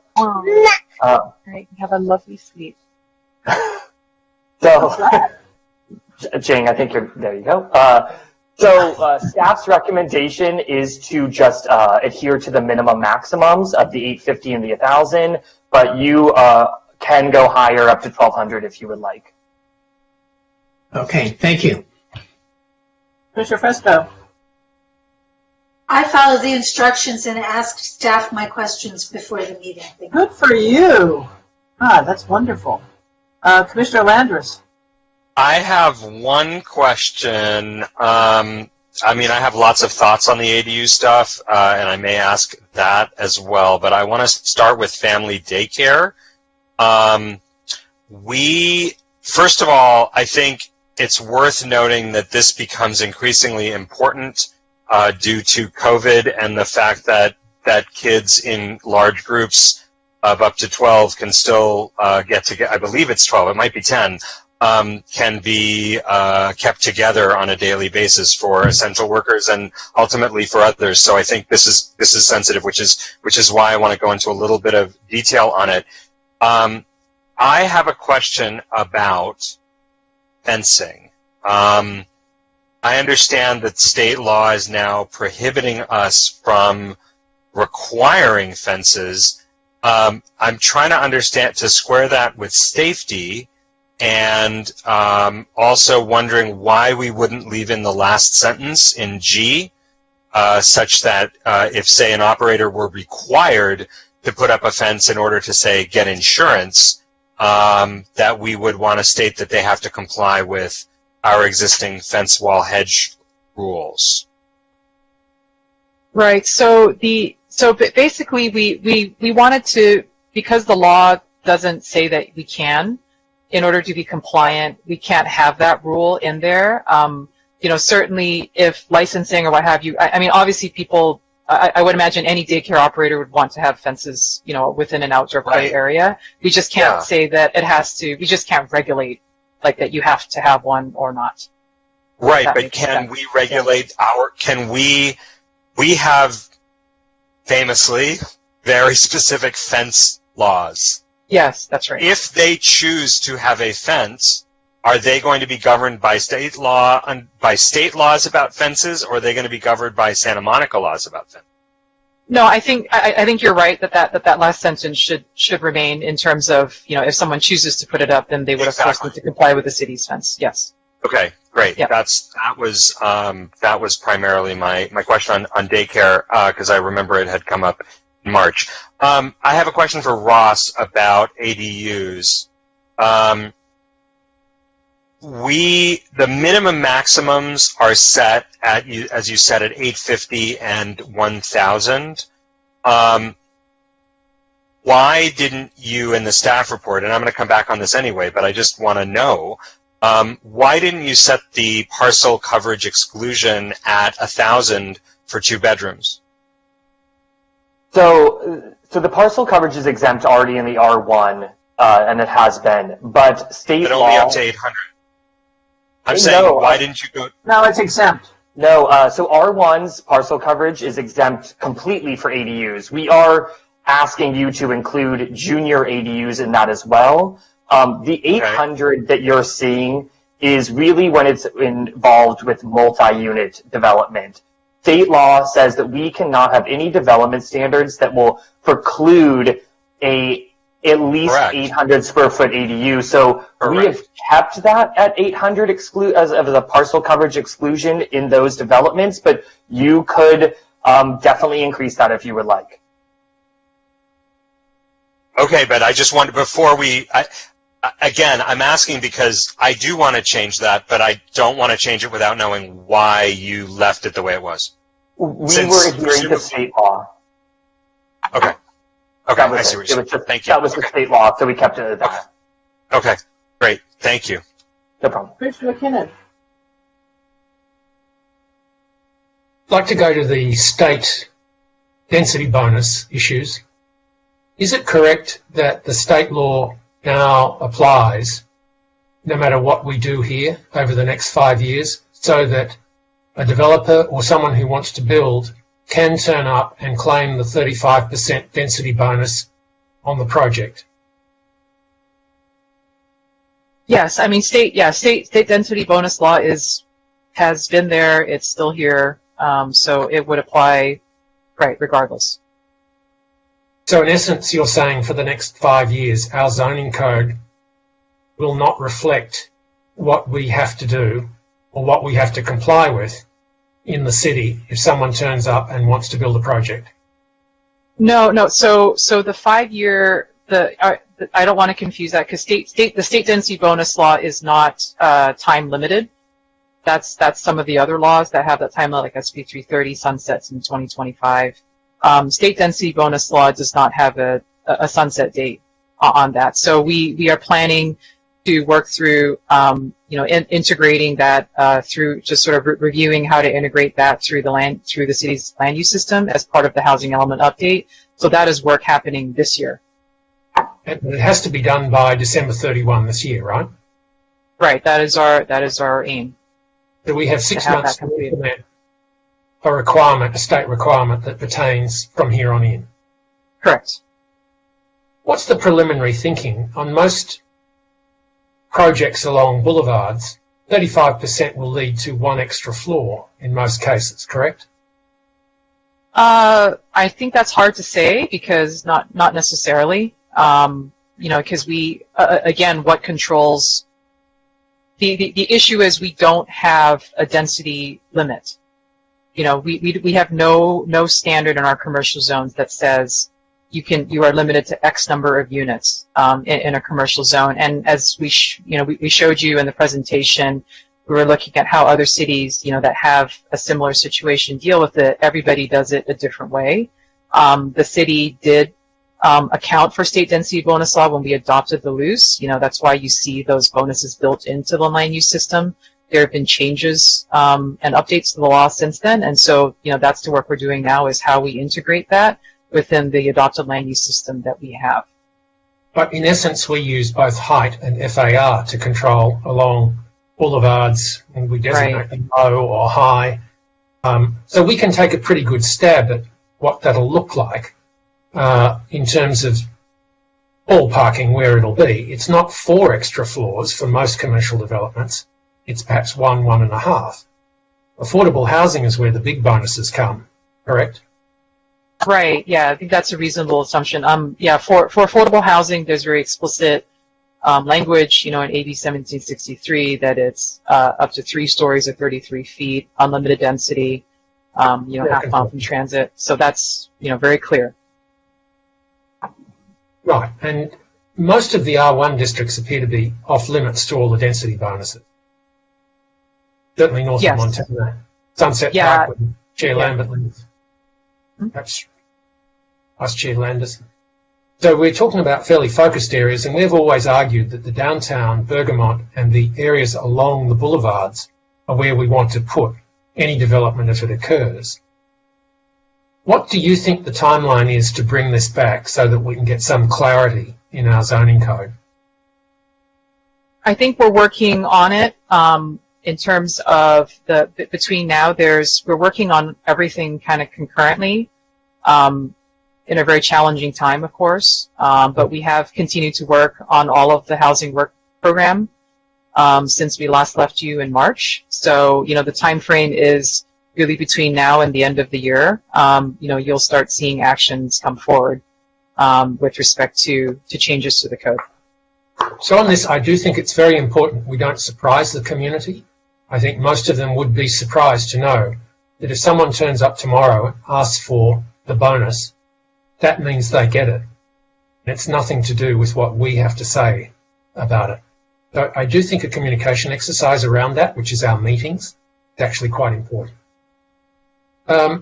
With the large daycare centres, am I right in thinking now that there is no restraint daycare centres, that if, again, someone turns up, they get a daycare centre? So I want to distinguish a family daycare home versus a commercial daycare center. So these are basically people convert their living space, sometimes it's a single family home, and there's a limit on number of children, including any children that they have that live in the home. So that's something that has been allowed for a very long time. In neighborhoods, it's been a permitted use. So the state law didn't change the permissiveness of these family daycare homes in residential neighborhoods. All it did is just change the regulations that apply to them with respect to things like fencing and outdoor play. And our issues on the ADU really just come down to the size that you want us to comment on, correct? There's only a couple of issues there. Yeah, I think it's about the size, how you want to deal with the parcel coverage exemption. It's sort of reconciling what I would call like technicalities, between the multiple state laws that apply to ADUs and what the council's direction has been. So it's with respect to size, parcel coverage exemptions, the JADU locations, size of the second floor of the ADUs, and then the owner occupancy limitation. So there's 5 policy areas that we've highlighted in the staff report for the Commission's direction. Thank you. Mr. Pastor. A lot of my questions have been asked, but I have two questions about ADUs. One is, did you think about basing the maximum on the parcel size as opposed to a blanket maximum across the board? So state law removed the ability to have size be based on parcel size. Even if it's above 800 square feet? It right, only so would you say the maximum size for this, is 800, the maximum size for a larger lot would be 1,000 or 1,200? I don't think you could go below the 850 or the 1,000, but I would maybe defer to the city attorney that if you were to go higher than that, maybe it could be based on parcel size, but there is no minimum parcel size any longer, at least. Okay. And can somebody explain the rationale to me behind the owner occupancy requirement? So the owner occupancy, so essentially, within this next 5 years, starting in January 1st of this year till 2025, essentially the state law has removed the requirement to need owner occupancy on the property. However, prior to this, so before 2020 and then after 2025, basically owner occupancy gets reinstated. So if you built an ADU a year ago, you would have to adhere to the owner occupancy requirements that were in place at the time. Conversely, if you built after 2025, owner occupancy may also then get reapplied to it. So the question was, how much do we want to reach back or reach forward? Well, so can you remind me what the owner occupancy requirements are pre-2020?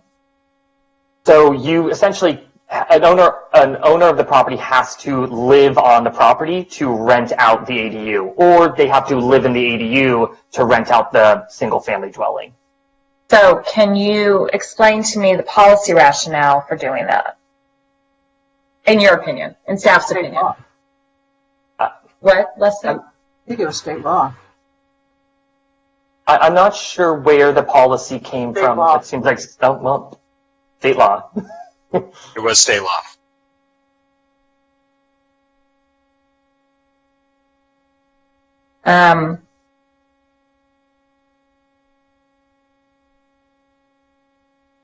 And then on the, I think Commissioner McKinnon asked my question. Okay, I think that's it for me for right now. Okay, I just have 2 questions, most of which the others you've asked. And one is about the density bonus. I feel like I'm a prisoner in a Sartre play here. I mean, it's just like this existential crisis we're going through every time we have the density bonus. And I don't feel like we're making very much progress. And actually, Richard brought up a really good question that's kind of disconcerting, and that is if you had an applicant, and I suspect there is at least one out there, who comes in and evokes the state density bonus law and asks for a project that has the concessions, what have you, we can't really say no. So what standards are we applying for that project? So I think, and certainly Heidi can feel free to jump in as well. The city is compliant with state density bonus law right now. We do include, we do account for that, like I said, within the land use system. We're being asked to reconsider how we apply it with respect to specifically commercial zones. So that's what we're doing right now. If somebody wanted to come in and submit a project and said, we'd like to exercise it, we would, of course, review that on its own merits. But we're looking at, again, the goal is to create a consistent, transparent, understandable system that is, shown up in a code because we've received requests to look at this. So that's the work that we're doing right now, as opposed to doing it on an ad hoc basis.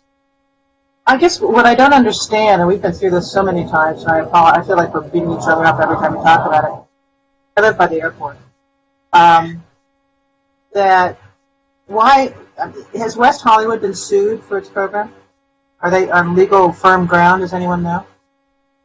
I don't believe they have been. I don't think so. Why, using that as an example, could we not just adopt that as an IZO so we have something and then develop our own program during that IZO period? I don't understand the reluctance. Because West Hollywood is West Hollywood and Santa Monica is. Well, I know that. Rules here, so we're not. We don't have the exact same land use system or the same standards. I don't know what that means. I don't know. I don't know what. Well, that means. They don't have the same height FAR. I mean, we're not exactly the same city, right? So it's suffice to say, I think that when we looked, because we have spent a lot of time working on this and researching this, that in terms of looking at how other peer cities do it, every city does it differently. And we have our way of implementing it as well. So I don't think it would be correct to say there is a right or wrong way to do this. I just don't understand why on a temporary basis we can't use what another city is doing. I just don't get that. We're not. Yeah, we're certainly not saying that we're not. I mean, obviously we looked at it because we always want to use good examples where we can find it, but it has to integrate with the system that we have here as well. What? Could I jump in very quickly, just shortly? So Jing's explained it perfectly. I just want to reiterate part of this, though. So when the LUCE was developed and when the 2015 zoning ordinance was developed, the state density bonus law was taken into account and was considered by the commission and the city council and the city attorney's office and the planning division. And as Jing explained, it's built in. If you provide affordable housing units, you get increased FAR and height incentives. So what we have been asked to do by the city council and you all is to reevaluate whether or not that system still complies with state law, because the density bonus law has been updated, not just 1763, but it has been updated since since the land use system has been put into place. So that is what we are doing in the interim. So and as the planning manager also explained, if we feel like there is a project that is entitled to more density bonus than is already built into the system, we might take a look at it. Right now, we are still evaluating whether or not the system is compliant with state law and looking at ways of updating it. But those, can I jump in, Leslie, to further your point? I mean, the requirements for affordable that you're saying are already allowed in commercial are different than density bonus law. And I think that we have heard that many projects find the higher affordability requirements to be untenable, and that we are not getting tier 2 developments because of them. And so and maybe this is for discussion, but I agree with Commissioner Lambert that what I heard in response to Richard's question was, if you want to build density in a commercial zone now, we look at FAR and height. And so if you have a system in West Hollywood that then grants you a density bonus based on those same things, why are we? So you already have that in the zoning code. There are places in there where you get increased FAR and height if you are building affordable housing. Okay? So affordable housing within the project itself? Yes. Yes, Okay. if you meet the AHPP requirements, you get increased FAR in height. So I think that's actually in your staff report. There's kind of the percentages that are in there. So it's not, the system is already in place with respect to that in the city's commercial zone. But it's not the density bonus law. Well, so the law is silent on what to do with density bonus in commercial areas where there is no maximum density control, right? So that's why we're having this discussion, is because there are several ways, as in the staff report like demonstrated, that there are several ways that cities have looked at it, because the law does not have a set system for how you implement density bonus where there are no maximum density controls. So that's what we're looking at. I have a follow-up question. I see the chart with the FAR boost. Where's the chart that has the height boost? Because it doesn't mean much to increase your FAR if you aren't also increasing your height.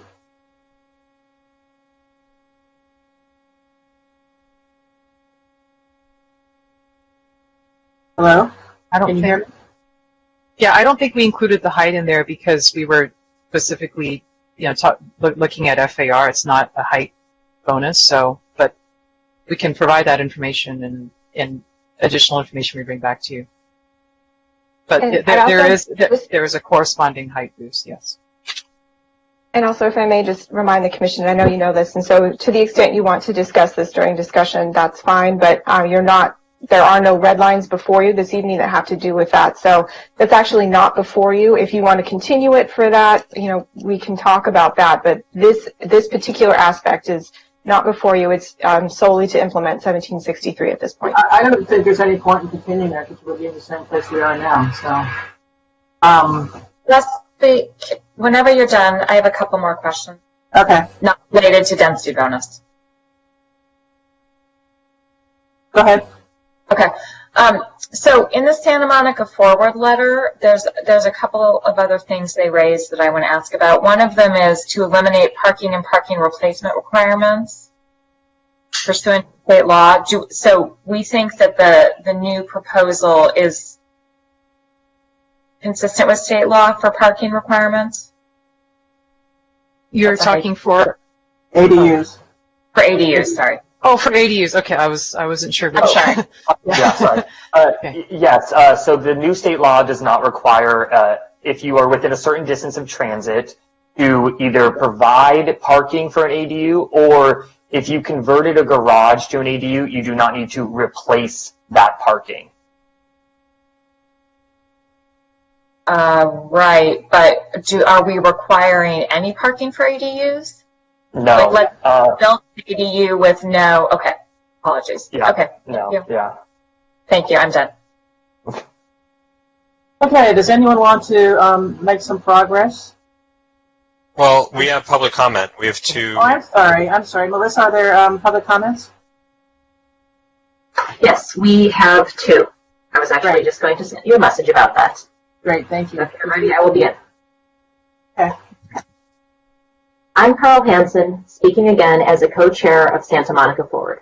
Santa Monica Forward generally supports the staff's recommendations on item 9A as important steps toward encouraging the development of accessory dwelling units, ADUs, and junior accessory dwelling units, JADUs. SMF strongly supports measures that result in an increase in the city's housing supply and contribute to the city's attainment of the next round of RHNA goals. Forward submitted a letter, which should be in your packets tonight. I wanted to highlight a few of the specific recommendations. First, please exempt ADUs and JADUs up to the maximum size from parcel coverage calculation in R1 districts in order to avoid disincentivizing production, especially on smaller lots. ADUs and JADUs on properties zoned for mixed use should not be counted as part of the FAR. On R2, R3, and R4 zoned properties, neither ADUs nor JADUs should be counted toward the maximum number of units allowed on the site. Second, any second floor step back required should only apply to the sides of the ADU abutting the adjacent rear property or the closest side property. Further, step back requirements should not compromise nor make infeasible providing livable space on the second floor. Third, please remove the owner occupancy requirement for ADUs permitted after January 1st, 2020, but do not sunset this provision on January 1st, 2025, unless necessary to comply with state law. Thank you. And again, that was from Carl Hansen. And our other piece from Nancy Coleman writes, Chair Lambert, I'm very concerned about that a portion of 9A on the ADU portions assumes that all of Santa Monica is within a transit area.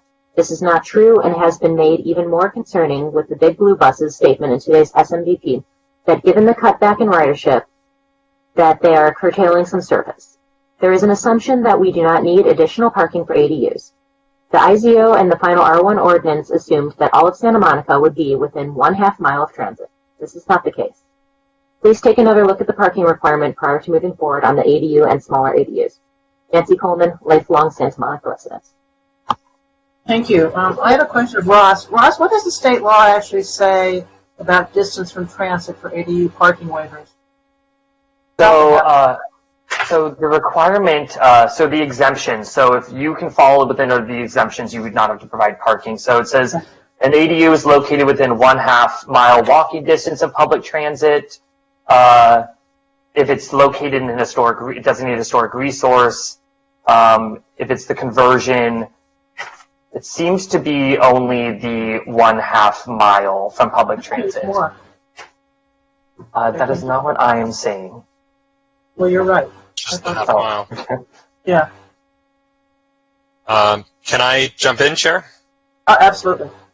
Okay, I'd like to move this forward, so I'm going to make a motion for discussion purposes, but also hopefully for voting purposes. But I'm going to move the staff report with some amendments, and so please bear with me. I will go as slowly as you need me to go. The first amendment is, in fact, related to the family daycare. I want to restore that last sentence, making clear that if a family daycare uses a fence, they need to follow our fence rules. Now, when we get to ADUs, I'm using the forward letter as a cheat sheet. So I would like to make sure, first of all, I'd like to make sure that we exempt ADUs and JDUs up to the maximum size from any parcel coverage calculation.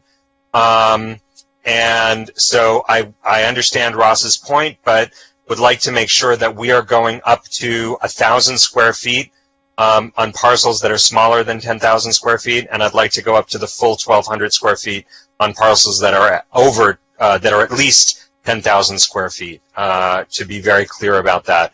I think they have a good idea about voluntary affordability covenants, but that's not before us, so I'd like to throw that into direction or commentary. I also would like to make sure, pursuant to forward, that we're not, ADUs and JDUs in R2, 3, and 4 are not counted toward the maximum number of units allowed on the site, and we absolutely should preserve those height limits. We definitely want to allow JADUs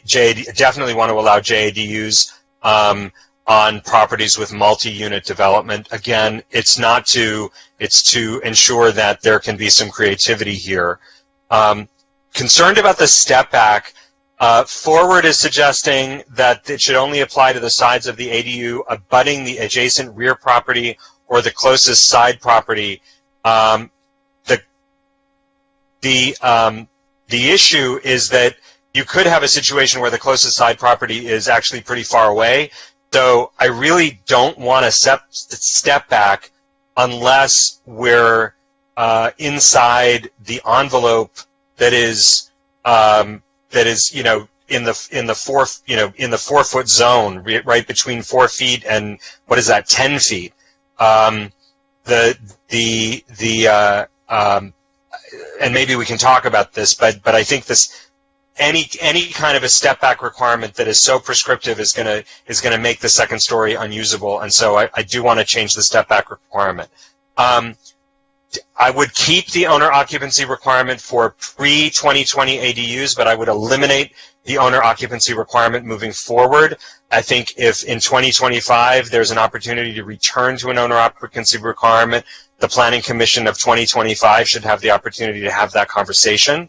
That having been said, I am concerned about short-term and medium-term rentals, and so I would ask for a requirement, and this is consistent with West Hollywood Code, that you have 12-month initial leases for new ADUs, except in the case of occupants affiliated with an academic or medical institution, or people who are displaced as a result of disasters or uninhabitable conditions in their primary dwelling. We don't want to, make that impossible for folks. And certainly, students and faculty, that's one thing, but I don't want to accidentally create a vacation market here, or a short-term housing market, a medium-term housing market here.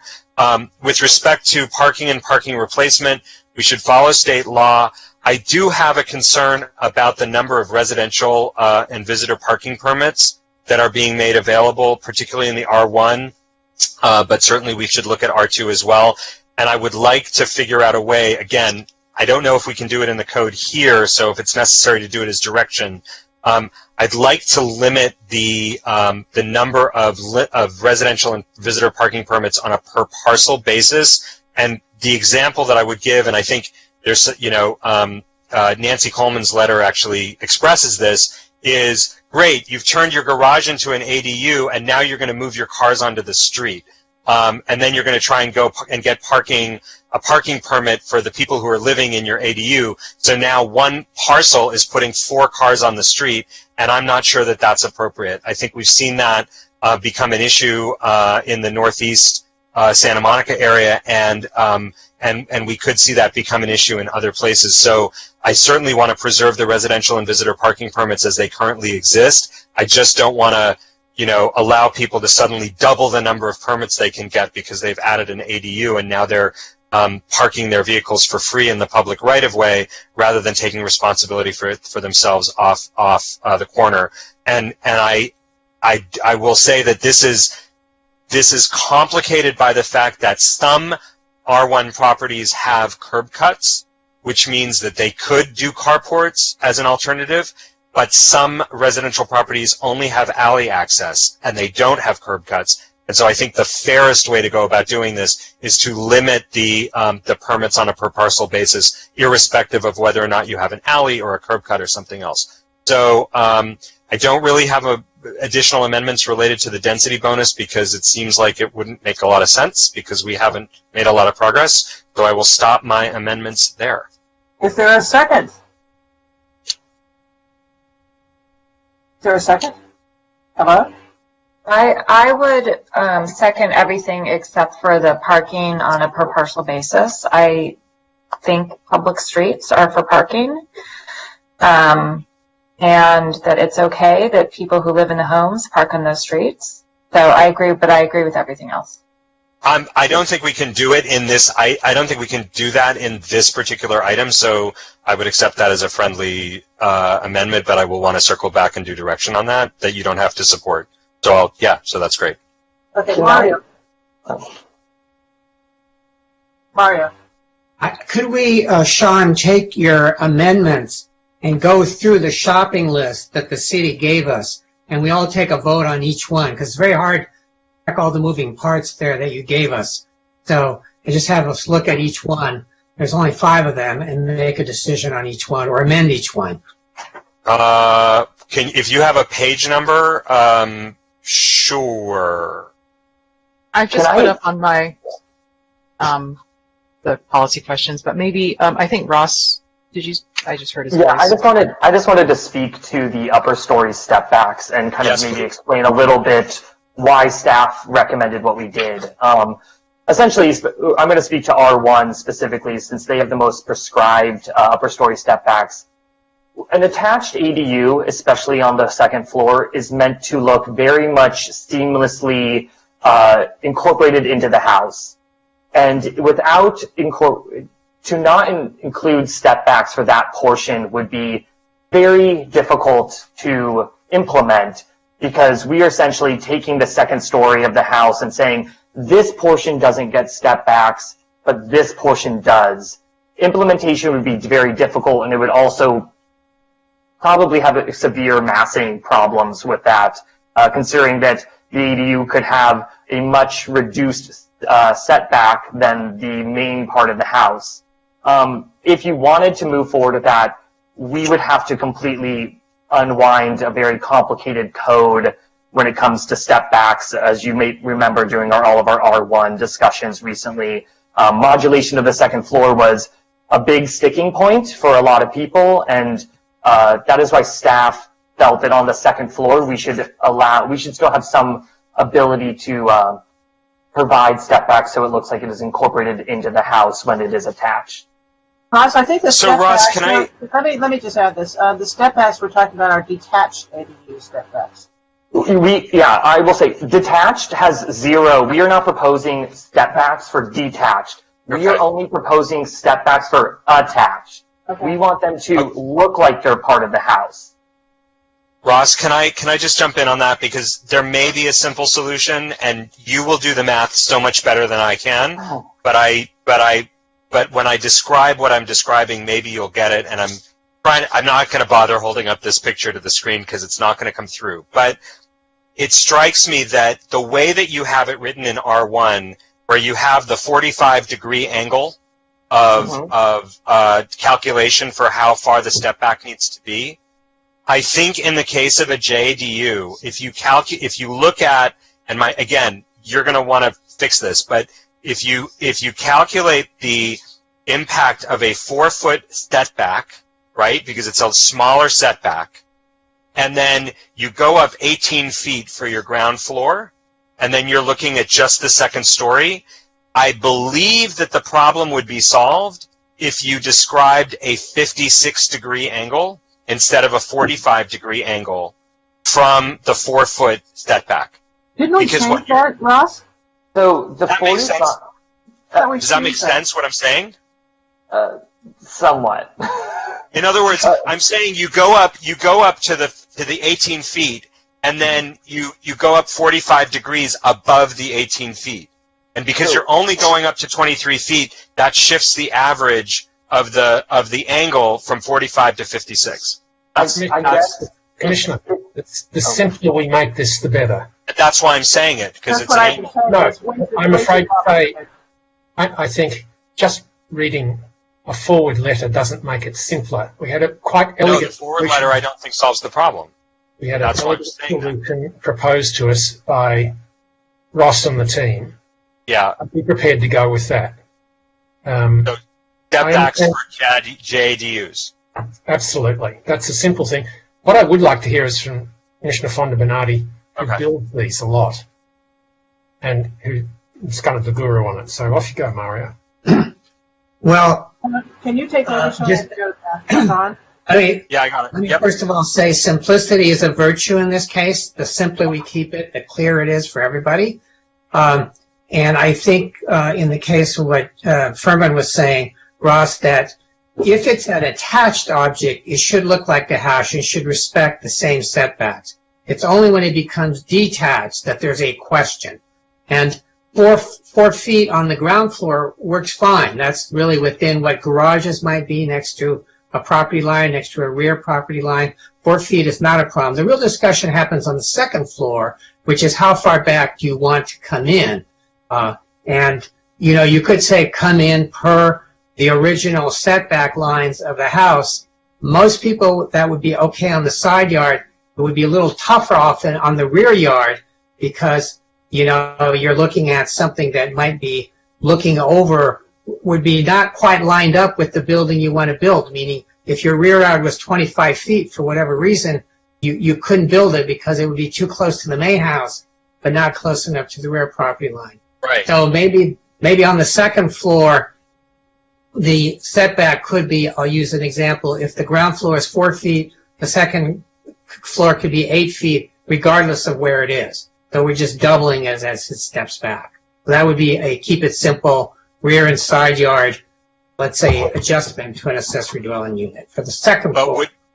But Mario, what would the reduction of 4 feet on the rear yard do to the livability of the second floor? I think the issue is that you want to make sure that you're not imposing these, because if they were willing to push it further back, I would say let them not have a step back at all, because you don't have a problem to solve anymore beyond 8 feet. But if you're at the rear yards at the rear yard line, and you pull 4 feet back on the second story, do you still have a big enough footprint for that to be a bedroom and a bathroom or whatever? Yeah. Again, it may not work for all lots. If the lot's very small, 8 feet might be fatal in a certain sense. But, we can't design a code for every possible lot configuration. You have to reach some sort of workable, let's say, thing that seems to work for everybody. We're headed for dual standards, one for 10,000 square foot lots and up, one for 10,000 square foot and down. I don't know if we need to walk into that dual standard in other areas of this particular ADU discussion. Would you support 8 feet? Excuse me, can we just proceed with what you were going to do, Sean, and that is walk through your 5 changes that you want to make? Sure, but as long as step backs is one of them, let's just get it done. Could we agree that if the ADU is being built more than 8 feet from this from any side, that they don't have to have a step back at all? Can I just that would give the smaller lots some flexibility. Just to chime in one more time, if I could. So the discussion was really about the step backs for the main house, which I think there's some agreements that we want to see that incorporated in the house. But when it comes to detached, the second floor on top of a garage that already maybe doesn't have, that we would only require the state law of the 4-foot setback. If you were to push it in further than that, you are making what already is probably already a small second floor. Sometimes we're seeing a lot of ADUs. I don't want to do it. You wouldn't do it. Oh, well then, I wouldn't do it. I don't want to do that. I don't want to have. I don't want to have more step back than necessary. I want to have the minimum step back possible. So then staff's recommendation in front of you would only require a 4-foot setback from the side and rear property line in the case of a detached ADU, whether that's the ground floor or on top of a garage as the second floor. That is all the state law requires, and we did not go further than that. Then that's fine, and the JADU will be consistent with the house. Right. Yes. Okay, that's fine. That's fine. Simplicity wins. Okay. So do you want to, Jing, do you want to bring it back up so we can go through your policy questions? Well, you had 4 or 5 changes, Don. I did. So we were permitting, so if we're going back to the beginning, right? Can we go back to the beginning of the ADU section? Of the ADU section, sure. Yeah. Oops. Hang on one second. Let me just. I don't think that's the first page of it. There we go. No. Oh, here. Keep going. Okay, More. Keep going. One more. Yeah. Stop. Okay. There you So, go. here we go. So my amendments would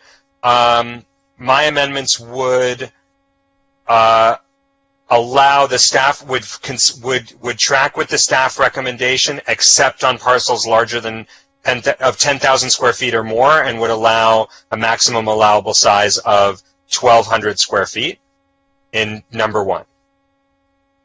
So over 10,000 square feet, the maximum size would increase to 1,200 square feet. Okay. Correct. Yeah, but it would stay the way otherwise it would track with the staff recommendation. Actually, can I ask a procedural question? Could we just take a straw vote on each one of these as we go by and see where we get? We might get closer than we think. Yeah, that's where we're just tracking what's in the motion that's been made and seconded. So sure, why not? Is that okay, Chair? Okay, but it is fine. So what we're voting on informally is basically whether the lots over 10,000 square feet, and there are over 600 of them actually in Santa Monica, we would allow 1,200 square foot ADUs because we feel that size land could actually accommodate that. So they should take advantage of that. And So, if I may, just before people vote, if I may clarify, under state law, if you have an existing 1,200 square foot detached garage, you may by right convert it into an ADU. So, That's right. yeah. But this is really just saying the large sites could build from scratch what other people can convert. Right. Good point. So I can. You're like little micro dots at the bottom of my screen. Does anybody object to that? Any objections? Okay. So I assume that that's a consensus. Sean, you want to continue? Sure. So the applicability of parcel coverage exemption, what I would be asking is, and what we are asking is to exempt, I'm going to start from the second sentence. We would exempt up to the maximum sizes, straight up. So essentially, everything that's allowed would be exempt. So up to 850 for 1 bedroom, or up to 1,000 for 2 bedrooms, everywhere except the 10K, and then up to 1,200 in the 10K and up. So essentially, they're tracking with each other. If you can build it, it's exempt. Okay, so are there any objections to that? Hearing none. What's your next one, Sean? Next one is the first sentence of that staff recommendation. Nope, go back. Oh, go back? Okay. Yeah, I'm just trying to go in what was for me logical order.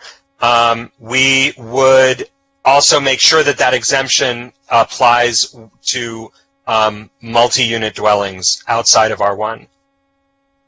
So that exemption would be exemption would be in all residential zones, not just in single unit zones. But in the multifamily zones, it is actually a density, so it wouldn't be lot coverage. So those units will not count toward the maximum number of units. Correct. Right. Sean, do you also want JADUs in the same conversation of the exemptions that you included Yes. ADUs in? Okay. Correct. So, So if we're I'm not. Hello? I'm not going to die on this hill. I'm not going to die on this hill. Well, I just have some questions. How does a JADU in a multifamily zone differ from just another unit? So a JADU is actually not allowed. So state law only, which we'll get to the JADU question in a moment, but Yeah. JADUs per state law are only allowed in single unit zones. Right. Because we allow single unit dwellings in almost every zone, one of our questions to come will be, can JADUs just be allowed wherever there's a single family development? Correct. But if if there's a multi-family development, a JADU would not be permitted. But an ADU would. Right. So Yeah, I'm not ADU looking would, for yes. no. So I'm not looking for JDUs in the multifamily developments, but I am looking for ADUs in the multifamily Right. developments. Yeah. And they So, won't for count, example- they won't count so- as a unit for the maximum number of units on the parcel. Correct. So there is an example, and I don't think this is what they have planned, but there is a property that was recently acquired. I think it's the that CCSM just grabbed, that has 2 existing multifamily on it, but then there's a big open space in the middle Right. of that property.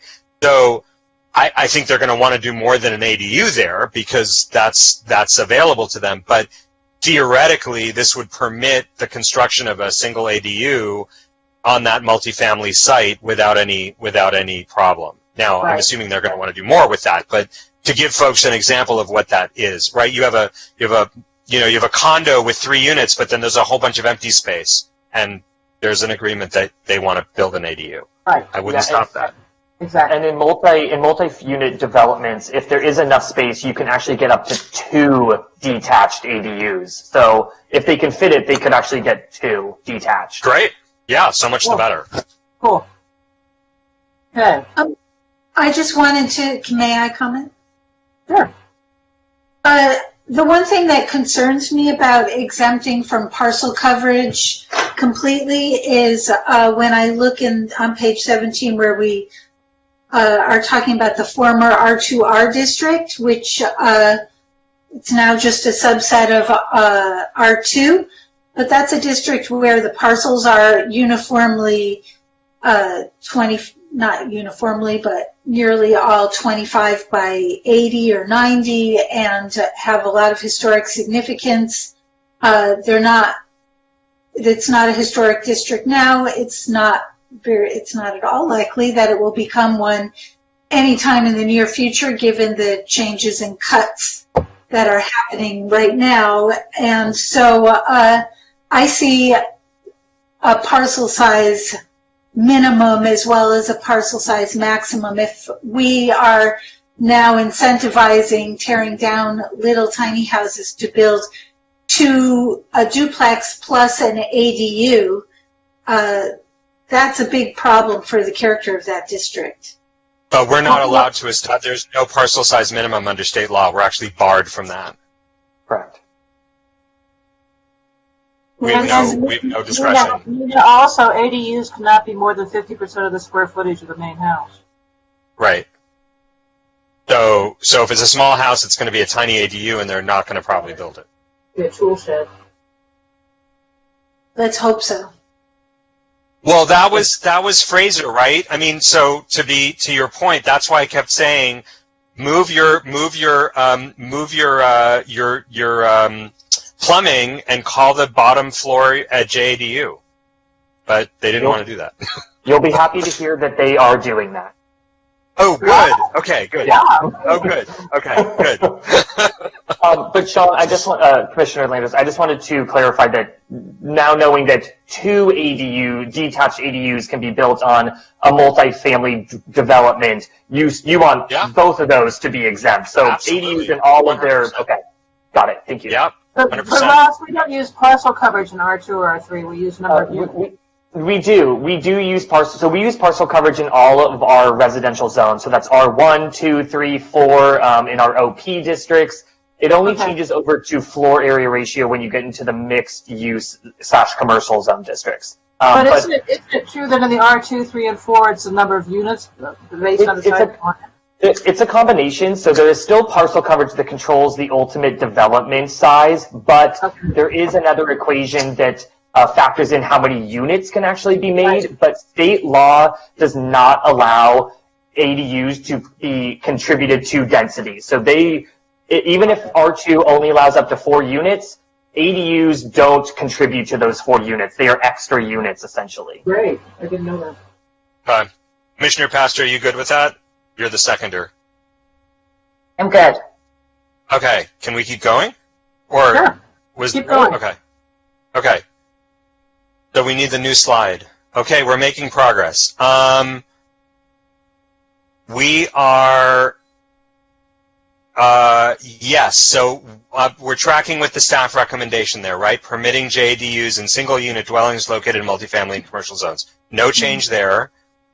We solved the step-back requirements, did we not? All right. Yes, we did. Okay, so we can keep going. Next slide. And our motion says ADUs deletes the second sentence of the staff recommendation. Right.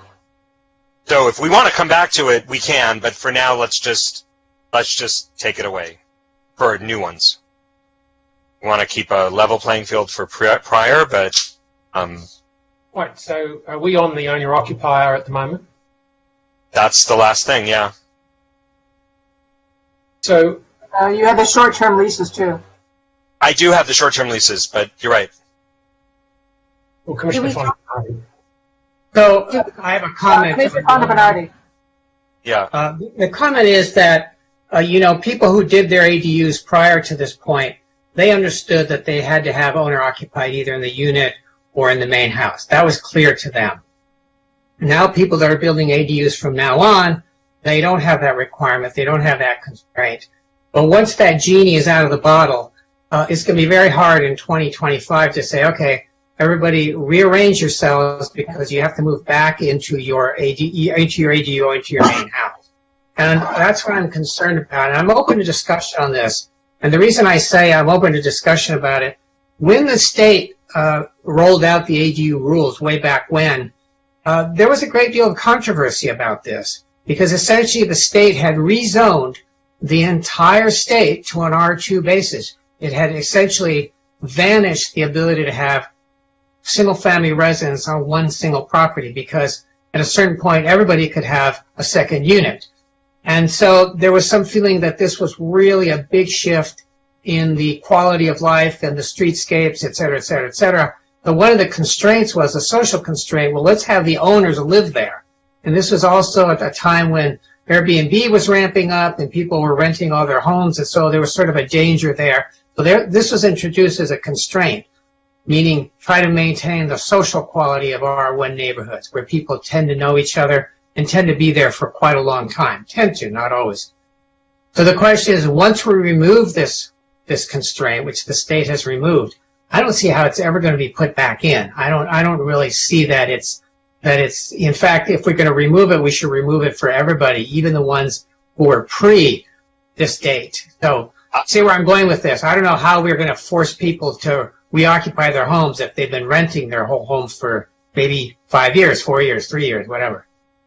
Well, if I may, Right, Heidi wants to say something. if I may clarify a little bit, I do believe there's case law to suggest that what would happen is the way that the ADU was permitted originally would be how the ADU is governed going forward, meaning that if you were permitted when the owner occupancy requirement was in place, then moving forward it would be required.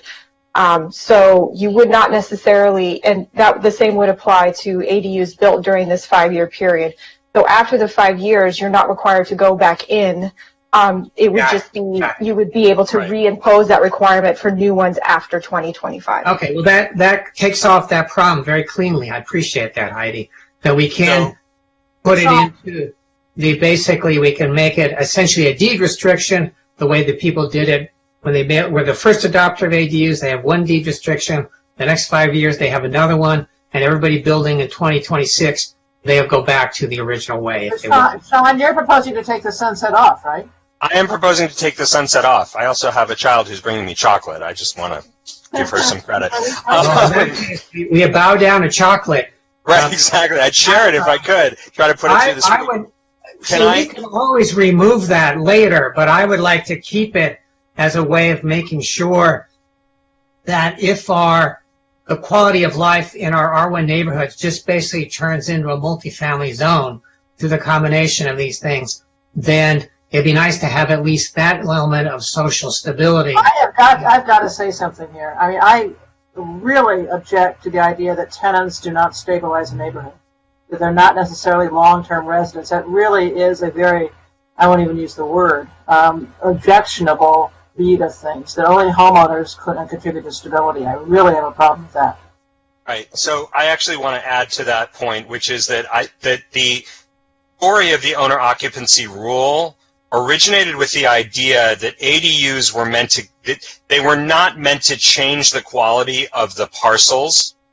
And then what happened is, and it's interesting to watch the development of this, there was a realization as you had multi-generational families living in ADUs that there started to be some problems with the transmission with basically the rights of people to stay in their homes, even though they had to sell property to pay taxes, they had to sell the property to pay for health care, things like that. And so, can we kind of move on? I mean, I feel like we're really right, but I want to make the case for. I mean, I would be happy to eliminate the owner occupancy rule entirely, but I feel strongly that that has to be coupled with the 12-month tenancy requirement. Because what I agree with Commissioner Fondo Bernardi, what makes a neighborhood stable is that you have people living there who intend to stay there, and irrespective of how they pay for their housing. By the law anyway, so right. So is that? I mean, if it's friendly to Commissioner Pastor, I would remove the occupancy requirements entirely. Yeah, I would like to remove it so long as there is that exemption for students, Right. 12 months. So long as the exemptions that you laid out are. So, if I may, again, on that piece, I do have some concerns with that. So the state law only provides, and it sets kind of parameters on what we can do. State law only provides that we can restrict occupancy to more than 30 days. There's nothing in the law that says that we can do longer than that. And then, in general, limiting the kinds of people who are allowed into to be lessors is concerning to me. So I think I would not recommend either of those changes at this point. If you would like us to further look into the 12-month issue, we can prior to council. But at this point, I'm not certain that the state law would allow for that. I'm sorry, Heidi, just to be clear, are you saying that we can't change the owner occupancy requirement, or are you saying that we can't have the exemptions in the 12 months? It's the exemptions in the 12 months. The owner occupancy you can do. I can live without the exemptions, but I feel strongly that our motion needs to include the 12-month minimum, even if you want to find that. I wouldn't vote for that without the exemption. I wouldn't either. Well, then let's put it in with the exemptions. That's our recommendation to council, and Yeah, let staff. I tell think council that I it's think possible. the exemptions are a constitutional problem. So that's my concern with those. Those are a problem. And the 12-month likely is a problem as well because they really confine what the state law is basically what you can do, and state law only says that we can do the 30 days or more. So I would be Even concerned though about West Hollywood already has it. Let's just. West Hollywood already understand has that. it, though. I won't vote for it without the exemptions. I'm not certain. I honestly don't know, and I can look into this. I'm not certain that they have updated it post 2020. I don't know when they last updated their Okay. ADU law. Well, then I take out the owner occupancy and ask for some progress on what we can do to ensure intended permanent residence, because I just don't want to create a whole bunch of medium-term housing by accident, and certainly not in residential neighborhoods. So, if maybe as a resolution to this, Heidi, you're still planning to come back to council with a generally applicable ordinance that navigates medium-term housing. So maybe what you could do is look at how we could capture ADUs in that generally applicable ordinance to the maximum extent possible. Let's just I'm move happy on. to do that. Can we move thank you. on? So Yeah. is that the Well, extent we're of the amendments? Is that the extent of the Yeah, that was the list. I believe that was everything that we Point of could information. address. Chair, can I just share? Who are you? Oh, this is Jing. Okay. I just wanted to, I just wanted to sort of, I started just to redline a little bit based on, just so cool. we understand where the commission is at right now. Yeah. So I think you can see here, it says staff recommendation, so I just tried to update it. I think this That's is okay. what you meant to do. So for the size issue, Yes. maximum level size, so this is correct. I just want to confirm Yes. that what we've written here. And then here in the red, that is also what you intended to do there. I think we want to exempt up to the maximum in commercial zones, not up to 800. Oh, okay. Okay. Up to whatever the maximum, so up to the maximum allowable size, right? Okay. So, yeah. Yeah. Okay. Maximum size in commercial Perfect. zones. Yep. Perfect. Okay. And then here, the JDU, this Yes. is not changed.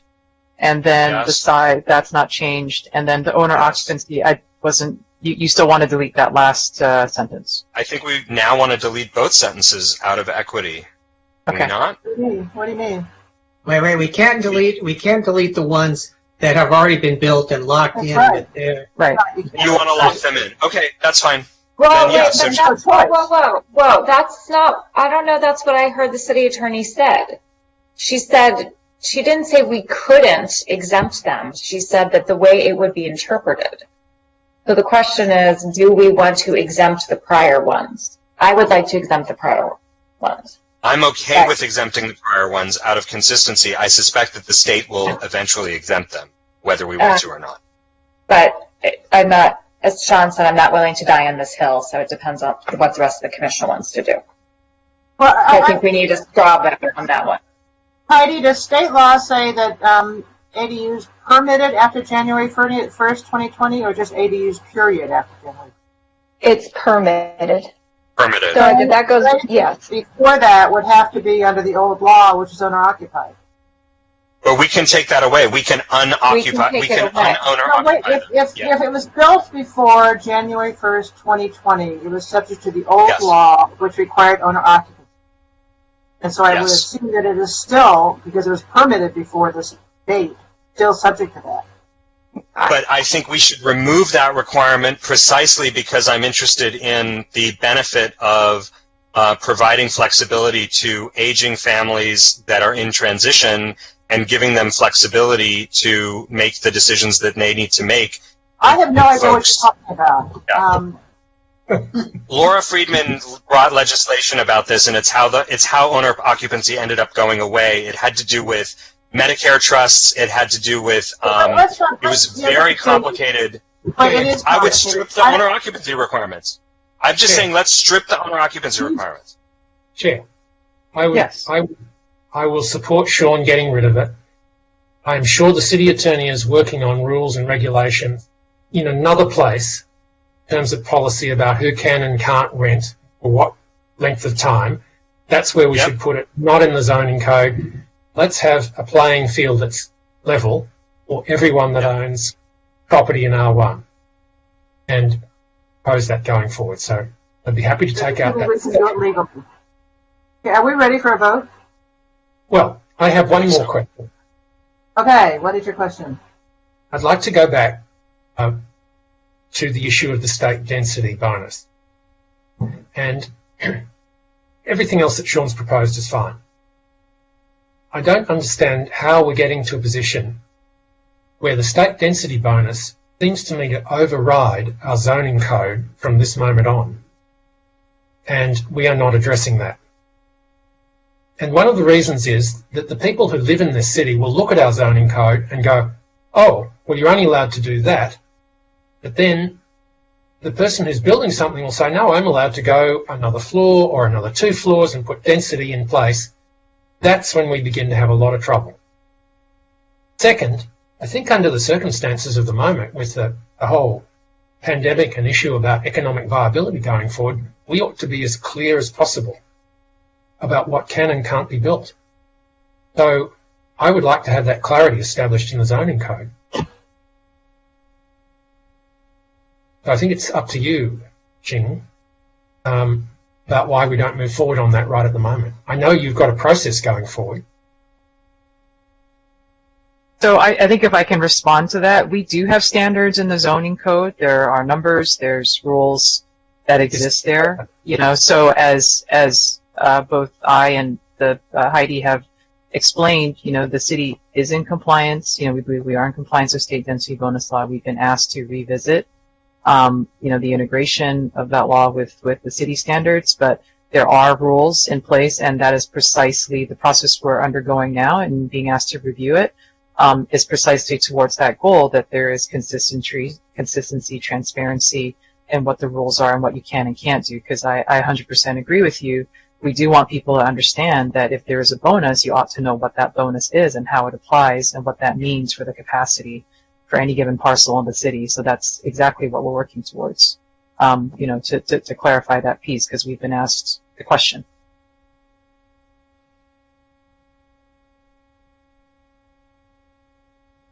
Thank you. Okay, are we ready for a vote on Sean's motion? Great. All the rules. So, we went Commissioner. through all the changes, right? Yeah. Did you just want me to reduce or just review that? So there was the motion was by Commissioner Landrieu, seconded by, I believe, Commissioner Pastor, if I remember. Yep. Yes. It was a while ago.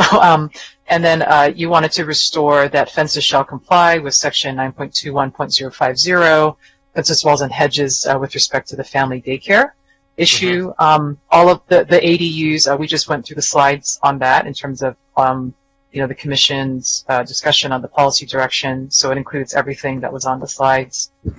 So those are the two amendments that were included in the motion, just to be clear. So with that, Commissioner Fonda Bernardi, Yes. Commissioner Fresco, Yes. Commissioner Landris, Yes.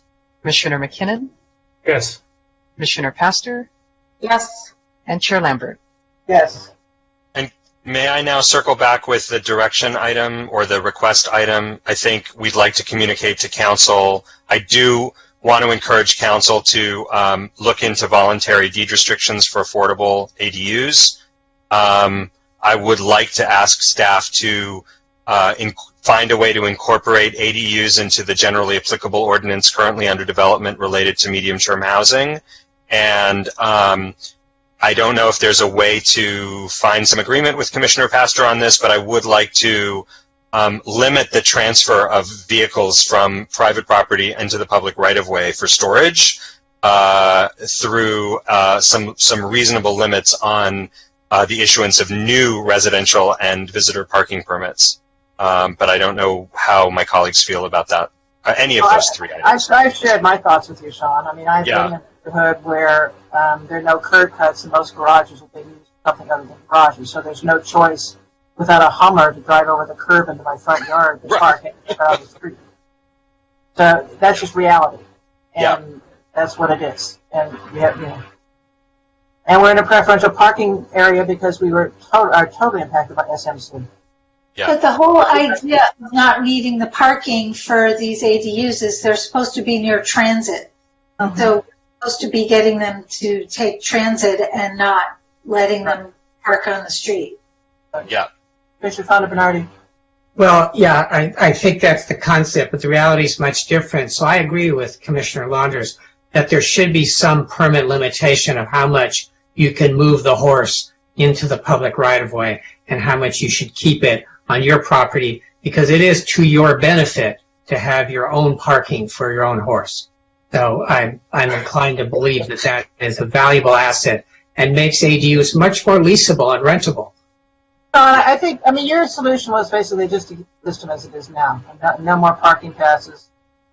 One parking pass per park. And that means putting it on a per parcel basis rather than a per unit basis. Yep. Right.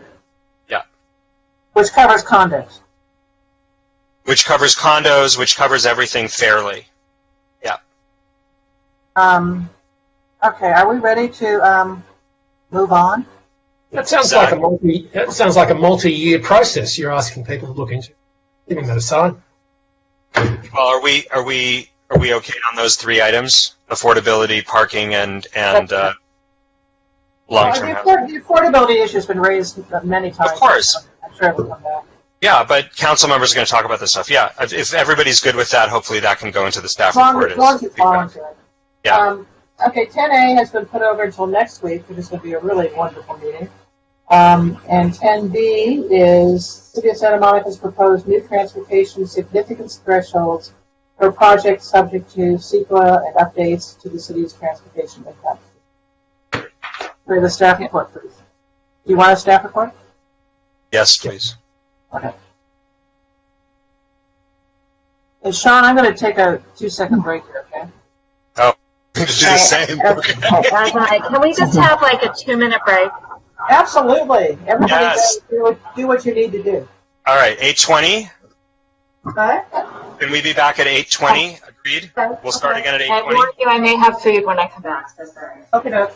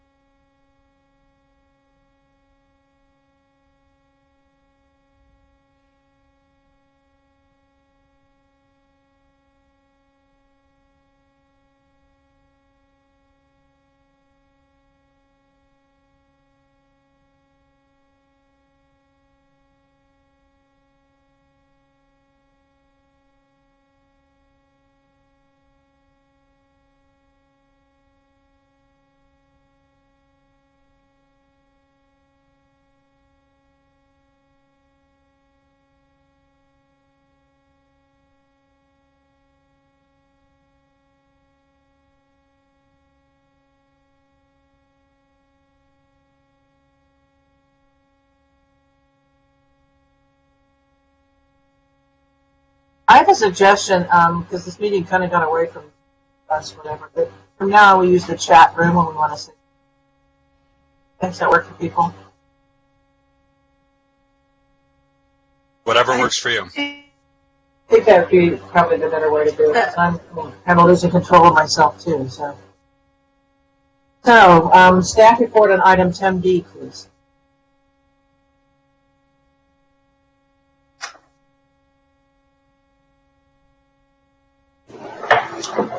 Good evening, Commissioners. This is Rachel Kwok, City Planning Division. Tonight, before you is... Wait. Can Rachel turn the camera on, please? Oh, sorry. Good evening, Commissioners. This is Rachel Kwok, City Planning Division. Before you tonight is staff's request for the Planning Commission to request to the City Council the adoption of the new transportation thresholds for projects subject to the California Environmental Quality Act, or CEQA for short.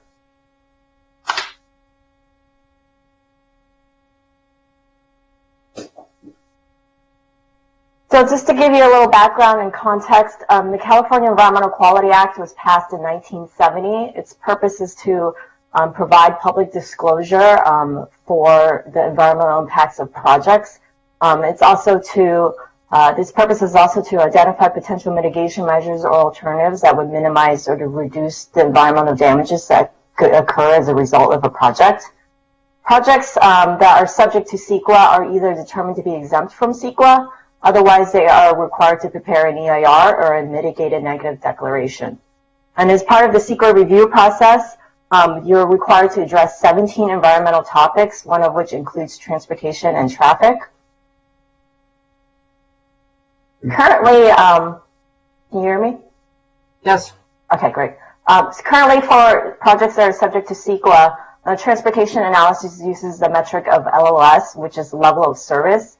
Level of service is a metric that really reflects automobile delay in terms of seconds and the time it takes for an automobile to pass through an intersection.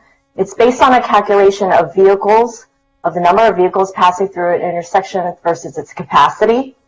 The LOS rating system is based on a scale of A to F, where A indicates free flow conditions and F indicates congested stop-and-go traffic conditions. As you're well aware, currently CEQA traffic analysis are based on the significance thresholds that were adopted back in 1991.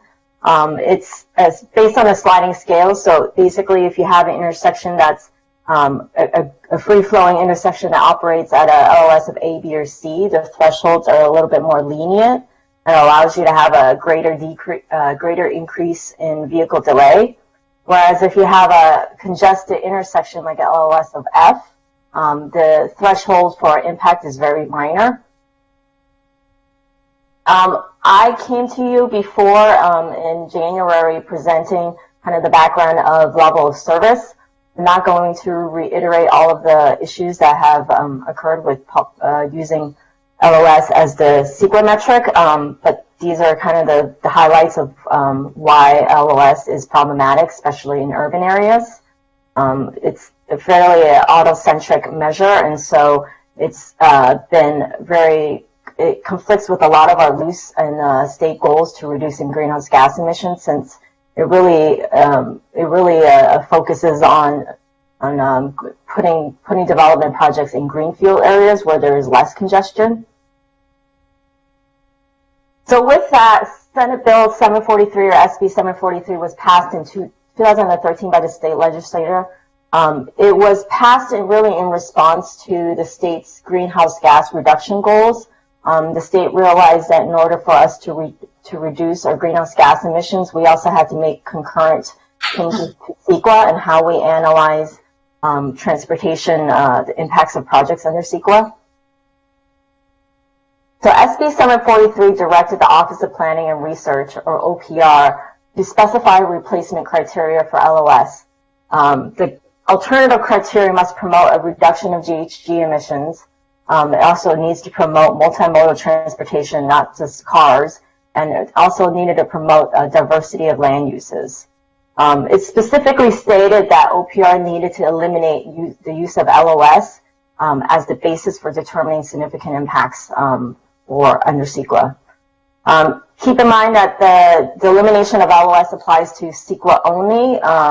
Local jurisdictions still have it within their authority to use LOS in other planning requirements, for example, general plan or just local review. Since, as I mentioned before, SB 743 was passed in 2013. It's been quite a long time for OPR to implement some revisions to the CEQA guidelines, primarily because it was a very controversial topic. There was a lot of stakeholders involved. As you can see here in the timeline, they produced a number of documents to get at a new metric, and they ultimately came up with the vehicle miles traveled metric, which measures the total distance an automobile travels from origin to destination. And so they released a number of guidelines, and then in January of 2017, city staff presented Planning Commission the initial VMT metric and held a study session. And then in December 2018, OPR finally adopted the revised CEQA guidelines, directing the use of vehicle miles traveled as the new CEQA threshold for transportation, and then also established a deadline of July 1st, 2020 to implement that. As I said before, we came to you in January earlier this year and participated in a study session with you. So what's in OPR's technical advisory? The technical advisory, as I said before, establishes vehicle miles traveled as the new transportation metric. LOS is no longer considered a significant impact. And it provided some guidance for how cities and counties should conduct a transportation review. First and foremost, for land use projects, they provided a set of screening criteria and basically said that for land use projects that are located near transit, which is the half mile of a major transit stop, which is this map that you saw earlier in the night, you can see that all of the blue area is the half mile walking distance of, or actually a half mile distance of transit.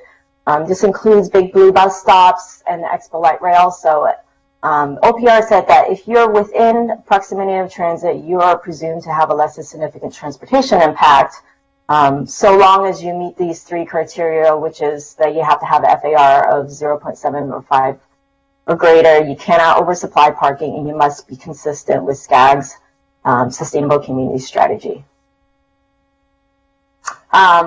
Actually, before I go on, I should reiterate that the technical advisory guidance, they also made clear that cities and counties have the discretion and the authority to establish their own screening criteria and thresholds.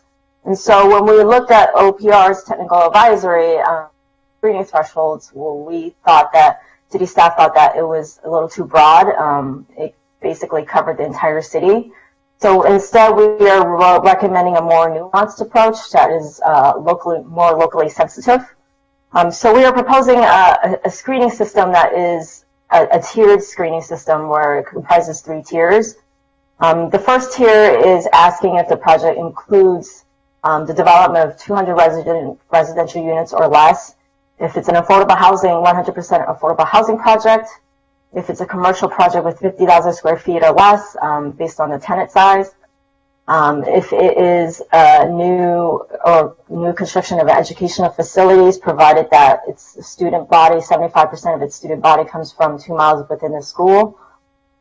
And then also local serving parks and recreational facilities, civic and government uses of 50,000 square feet or less. Any projects having those land uses would be deemed to be screened out, and so they would not be subject to any further analysis for transportation impacts.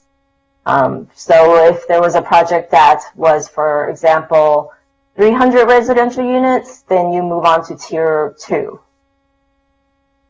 So the Tier 2, we attempt to match it up somewhat and make it a little bit more nuanced for the city of Santa Monica, in the sense that we are not just completely exempting projects within a half-mile distance of bus stops and all, and Expo Light Rail. We are clarifying that it should be within half a mile walking distance of an Expo Light Rail station, or a quarter mile of walking distance of a bus rapid transit stop. So if you are a project that is located within these areas, then you will move on to the next tier. If you are not, and say you're located in, let's say, this Ocean Park area where you're nowhere near Expo Light Rail or a BRT stop, then you would be subject to a VMT analysis. So the last step, the last tier 3, is making sure that a project doesn't provide more parking than required. We want to make sure that any project that is screened out doesn't oversupply parking. And so so long as you are within a quarter mile of a BRT stop and you are within a half mile of an Expo Light Rail station, you can be screened out so long as you don't provide excess parking. And so those are the recommended screening criteria that we are suggesting. So projects that are screened out will not be subject to a VMT analysis, and they would be deemed to have a less than significant transportation impact. So VMT analysis would be required for projects that are not screened out. For example, projects that are located outside of the map area that was previously shown. So what happens once you are subject to a VMT analysis? The OPR's technical advisory provides really three significance criteria for 3 different land uses. These are all based on existing VMT per capita, which is basically if you take the total, the vehicle miles traveled and then divide it by the residential population. And so for residential, they say that the threshold should be anything that is 15. If you exceed 15% below the existing VMT per capita, then you're deemed to have a significant impact, meaning that if your residential VMT per capita is 10, for example, in the city of Santa Monica, then the threshold would be 8.5. And that's the same applies to the office, which states 50% below existing regional VMT per employee. This is the regional, not local. Keep that in mind. So that they state that should be the significance criteria. And then for retail, they say any net increase in total VMT, which is basically citywide VMT, should be considered a significant impact. These thresholds were provided by OPR, and advisory state that this is based on extensive research, which indicates that the adoption of these thresholds would achieve the state's long-term climate reduction, GHG reduction goals. So again, we are recommending a set of more nuanced city-specific thresholds instead. The first significance threshold that we recommend is really just simply no greater than the existing citywide average VMT per capita. And as I mentioned before, our current VMT per capita for residential is 9. That is already significantly less than the regional, which is somewhere around double that. And so we felt that this would be a little more achievable, and it wouldn't be so stringent in terms of setting something that would be that would be very difficult to achieve. Oops. And then for the commercial, the same. We recommend that for residential and commercial that the thresholds be set at no greater than the existing citywide average. For retail, we recommend the same as the OPR's guidance, which is any net increase in the total city VMT. Staff also recommends a second significance criteria to ensure that new projects are consistent with state and local greenhouse gas reduction goals. And this threshold would be 16.8% below existing citywide business as usual VMT. And it sounds a little technical, but so I'll break it down for you. As you can see here in this table, say you have a project VMT, you have the residential VMT broken up, and you have the commercial employee VMT broken up, and that would equal A plus B. And then you have the existing citywide average VMT per capita, which is basically our business as usual. What would happen if the project just stayed consistent with existing VNT generation. So you take that and multiply it by the project's population, residential population, as well as the employee population, and then you get to the total BAU, business as usual VNT, which is basically a summary, a total VNT calculation of what it would be if we would just maintained our current status. We call that business as usual VNT. So the threshold would be, is the total project VNT at least 16.8% lower than the total BAU VNT, business as usual VNT. I'll do an example calculation here. Here you see the residential and the commercial VNT broken down. And so you have the sum of those two is 6,180. And then you have our current VNT per capita here. You multiply it by the population. So here for this project, you have a population of 260 residents. For employees, you have about 320 employees.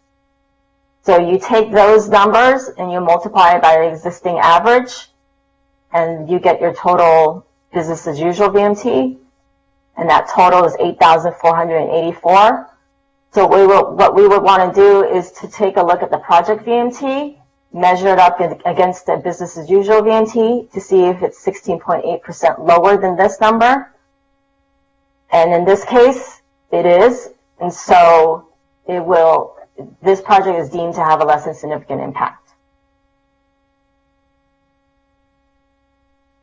Now for transportation projects, OPR's technical advisory does provide some screening criteria as well as significance thresholds for transportation projects. They do recommend that we screen out projects that would not increase vehicle miles traveled. And these would include things like bicycle lanes, pedestrian improvement projects, signalization, traffic calming devices, roundabouts, and so forth. The full list of projects that would be screened out are provided in attachment B of the staff report.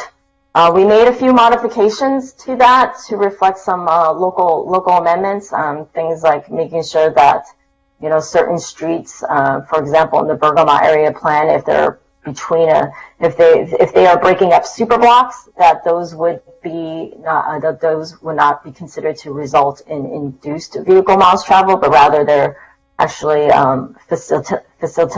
facilitating shorter travel distances. So we made some modifications without those, but more or less we've adopted what OPR has, or we are recommending that we adopt what OPR has provided in their technical advisory. And so with that, I'm going to conclude this presentation as it pertains to SB 743 transportation thresholds. With the shift from LOS to VMT, we are also proposing changes to the city's transportation impact fee, and I will let Colleen take over from here.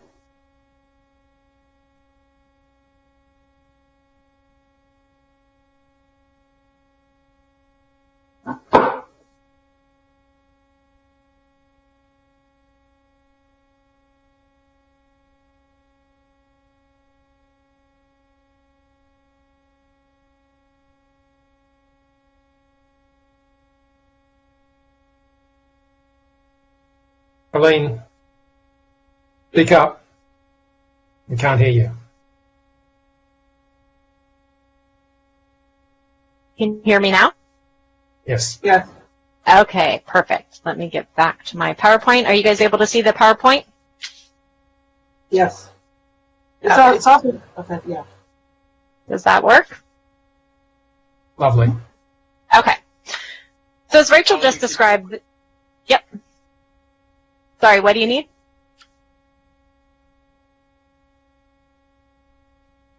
Are we good? Yes. And I think so. and Depends on how you define good. the presentation mode. Uh-huh. You That need one? it to No, be yeah, there you go. bigger? Is that better? There we go. Okay. I'm going to go ahead. Okay. So as Rachel just described, there are a lot of benefits of shifting from LOS to VMT. But at the end of the day, in Santa Monica, we're not just concerned about LOS or VMT. We're concerned about congestion on our roadways and how safe people are when they're traveling on our roads, and mode shift and clean air. And we care about people of all ages and abilities and income levels. And we want to make sure that they have safe options for accessing the places that they need and want to travel to. And if I can pick on you guys for a second, let's envision that we just created a new office space, and the planning commissioners are all working in that office space. And most of you live in West LA, let's say, except for Commissioner Landris. For some crazy reason, he lives in Victorville. And so he's driving from Victorville to this new office space, and that's creating a lot of VMT, right? And so with this new measure, we would want to try and get Commissioner Landris into a van pool or something, some way to reduce his VMT. And if we could get him, you would, right? That's our goal. So maybe we get you to move to Santa Monica, and that's how we reduce your VMT. But really, all of you getting to the workplace every day, that's creating a lot of trips. They might be short trips, and so they may not be adding a lot of VMT. But when we go back to those things that we care about that congestion and clean air and having roadways that are safe for everybody, we do care about all of those trips that everybody is making, not just that one really, really long VMT-intensive trip that Commissioner Landris is making. And you know, you guys understand that, and I think that's why when we were at the Planning Commission back in January discussing this, you guys understood that, and you said, we really want you guys to look into residential TDM. So we did look into residential TDM, and it's really labor and resource intensive. It takes a lot of boots on the ground to be successful. In this moment that we are in at the city, those are resources that we just don't have available to us. You know, with employer TDM, we're able to use performance targets, right? So we have annual monitoring, and so we're able, it's easier for us to make that change. You know, there's tolerance for your employer to say to you, you know, we want you to travel to work a certain way, but there isn't that same tolerance for your property manager. You know, it's perceived as intrusive for them to say, hey, resident, this is how you need to go to the grocery store or to the beach, and we're not going to survey you every year to find out how you got to the beach, and insist that you start to change that travel behavior. And, you know, a lot of those trips that our Santa Monica residents are making are typically under 3 miles. And it's really going to be easiest for us to shift those trips if we have the infrastructure in place that supports those trip types being multimodal. And another point is that CEQA is really heavily focused on projects proximity to transit. And we know that transit isn't really the solution for every type of trip, even some of those under 3 mile trips. And especially in this post-COVID-19 world, it's going to be really important that we have a diverse multimodal transportation network that also supports biking and walking and skating and scooting. And, you know, so fortunately we do have a multimodal transportation impact fee, or TIF, that was adopted in 2015. And so it's a little bit dated, but it's a tool that's available to us right now, and we're proposing a modest increase in the TIF to sustain the build-out of our network. So in this chart, you can see the different land use categories. The first column represents the fee that the Nexus study indicated could be charged per land use category. Then the second column shows what our adopted fee is at this time per category. And then the third column shows the difference. So you can see that for like auto sales display, the TIF increase would be 58 cents per square foot. We're at the high end for area 2 for a single family project. The increase in the TIF would be about $3,700. You know, we're aware that there's a city priority to build housing, and we're sensitive to any barriers to the production of housing. And I would just point out that there are CEQA streamlining efforts that are reducing the cost to projects, and we have reduced parking requirements for projects, which represent a potential cost savings that exceeds the proposed increase to TIF.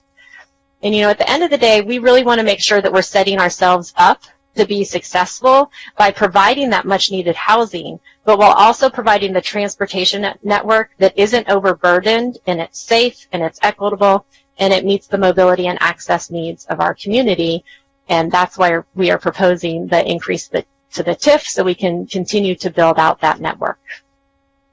And with that, I think I am done. And Rachel, I don't know if you want to go over to your last slide and we can open it up for questions.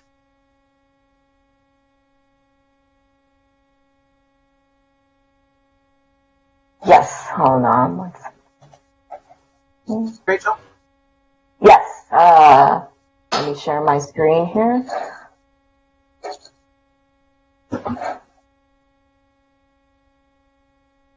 So with that, we are recommending we're requesting that the City Planning Commission recommend to the City Council the adoption of the proposed VMT criteria and thresholds in compliance with the state CEQA guidelines and SB 743. As well as complementing that effort, we recommend that the Planning Commission recommend to the City Council proposed revisions to the transportation impact fee. Thank you. I have questions. And would you please use the chat room, please? Actually, You just go in alpha order. we're going in alphabetical order. Okay. Commissioner Fonda Bernardi. Okay, a couple of questions. What is the retail VMT for our city? Question. I don't currently have that information. Fatima, Tom, our traffic consultants are on the line. Do you happen to have that information, Tom? Can you hear me? Yes. Okay, this is Tom Gall of Fair and Pierce. No, we have actually not calculated retail VMT for the city. We can certainly do that if requested or desired, but we don't have that right now. OPR guidance is about a net change. Okay. So I'm glad that we are fine-tuning the state requirements because we're a very different city than most cities. But how often is the VMT calculated or recalculated as the environment changes? Well, for every project, we would calculate it so long as it's subject to the VMT. Are you talking about the citywide? I'm talking about our average. Our city average. I mean, when we need to, I say that every single time we do an EIR, we do it. Whenever we do our travel demand model update, we do it. So I would say on average probably every year, since we do a EIR probably every year. So a new set of numbers comes out for these three uses, residential, commercial, and retail, that everybody's benchmarking to see if they have to make this calculation or if they're screened out. Is that accurate? That is accurate, because every single time we do an EIR, we would need to have the benchmark numbers. Okay. So are we saying that VMT is an accurate assessment how many greenhouse gases we're producing per year, per month, per day, whatever? Well, I mean, it's certainly a tool that we use. I don't know if it's like any model. It's not exact. It's not, we don't have all of the numbers to fine tune everything. There's a lot of things that goes into the greenhouse gas modeling, not just transportation. There's the energy consumption part of it. So, but yes, VMT is a good measure for transportation related greenhouse gas emissions. The reason I'm asking that, the reason I'm asking this is that in Santa Monica we have a high percentage of electric vehicles. Many of those electric vehicles are solar charged because they're being charged by solar collectors, either put out by SCE or put out by homeowners or whatever. So our vehicle mile travels are not the same as, let's say, El Segundo's vehicle mile traveled or Palm Springs vehicle miles traveled. Do our vehicle miles traveled consider that? Not in our travel demand model right now. And we certainly have the data to show how many EV vehicles are in the city, but because our model is calibrated, right now it's being calibrated to cell phone data, which doesn't take into account whether or not you're riding around a gas vehicle or electric vehicle, so it does not. But Tom, if you want to weigh in on this, I don't believe that it makes a huge measurable change in terms of how we calculate our GHG emissions, right? Well, the state's objectives to reduce greenhouse gas, as Rachel mentioned, it's about more than just transportation, obviously, and even transportation is about more than just VMT. As you're pointing out, Commissioner, it also has to do with changes in the vehicle mix and, more EV, more fuel efficiency, et cetera, et cetera. So the VMT measurement itself is purely just about the miles traveled, and there is an objective to get that to be reduced across the board in the state. When you're calculating greenhouse gases, though, when looking at VMT reduction as part of that, when greenhouse gas reduction is calculated, that does look at how over time the vehicle mix and the more transportation efficient vehicle mix does come into play when you're calculating the greenhouse gas reduction. The VMT itself, though, is solely a measurement of the vehicle miles traveled. Okay. So I guess what I'm really asking is, and then if you say, okay, we're going to ignore the electric vehicle component, is our vehicle miles traveled increasing or decreasing over the last year, 2 years, 3 years? What's happening to our vehicle miles traveled? When you add up all the development, all the ins and outs that are happening, the availability of the light rail now, what's happened to our vehicle miles traveled? How are we doing? The metrics that the state has developed and that the city is proposing as well in terms of measuring VMT impacts for CEQA for residential and office projects are actually it's not about whether it's increasing overall. I do believe that you would probably, to answer your question, I don't have the numbers in front of me, but I suspect that over time the VMT has gone up because of increased development. But what the point of SB 743 was not to say that it can't go up at all. It was to say that that development wants to be located in a more transportation efficient area, right? That it wants a more transportation efficient development. So the metric is actually a ratio, as Rachel was talking about. What is your residential VMT per capita? What is your work VMT per employee? And trying to get that to come down. So the state was recognizing that VMT will go up, but the question is to try to make it more efficient and in more efficient places and not with this urban sprawl, with the sprawl we've been seeing over the years. Okay, well, I understand that. I'm just asking, what's the proof of the pudding? And if there isn't any, then, that's a cause for, shall we be retuning our machine here because we're not measuring the right things, if you will. So along that way, and this is a question for Rachel, we were promised no new net afternoon miles for our congestion ratio. We've gotten rid of basically level of service as a measurement. And we had this other backstop, which was trying to reduce the evening congestion of our city. How are we doing on that metric? Well, that's still an important metric that we would be tracking as part of the LUCE because our LUCE has not changed. So we would do that every single time we update our model. We would still track that as part of the overall LUCE measuring and monitoring programs and policies that we do, but it would not be a CEQA metric because that was an overall LUCE. That was an overall LUCE policy. Right, but what I'm saying, because you introduced these other variables in the discussion, and that's a variable that's very important to our residents, is can they move around in their city with whatever means they need to move around in, we need to know what's happening with, in this case, car congestion. We could have the same discussion regarding scooter congestion, but we're focusing on cars. So I'd like to know, how are we doing? Are we measuring the right things? Well, we would still be measuring that as part of our LUCE measuring and monitoring program. So when we do update our travel demand model, those metrics do come out, and it is still possible to get that metric out of our travel demand model. What we're simply doing tonight is adding on an additional metric, well, more specifically a separate metric for CEQA analysis of projects. Okay, thank you. Okay, Commissioner Fresco. Hi, I had a question for Colleen. I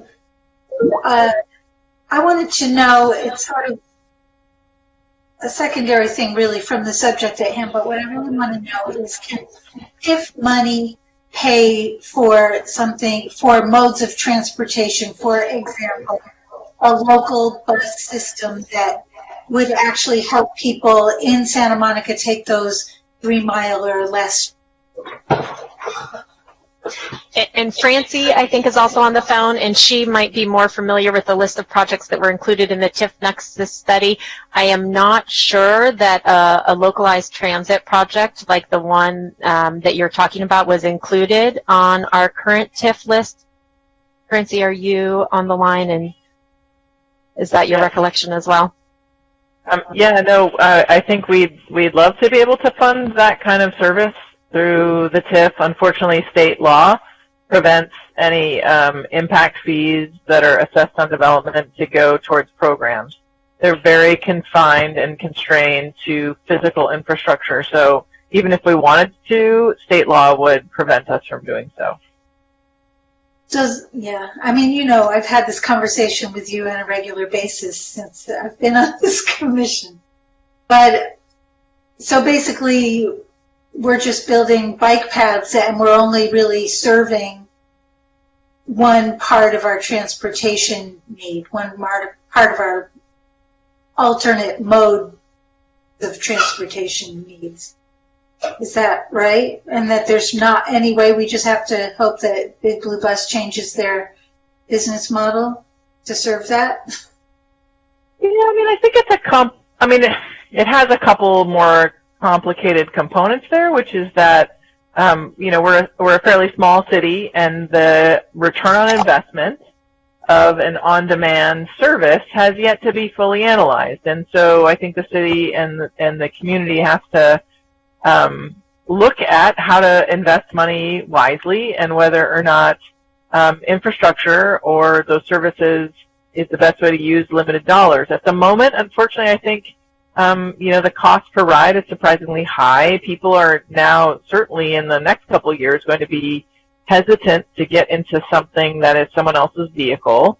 But even before that, you know, I think it's no surprise. Like, I'm very interested in having a local circulator that's on demand and that's electric. I think that's fantastic. I'm very supportive of the free ride that provides services in the city, and it's a great service.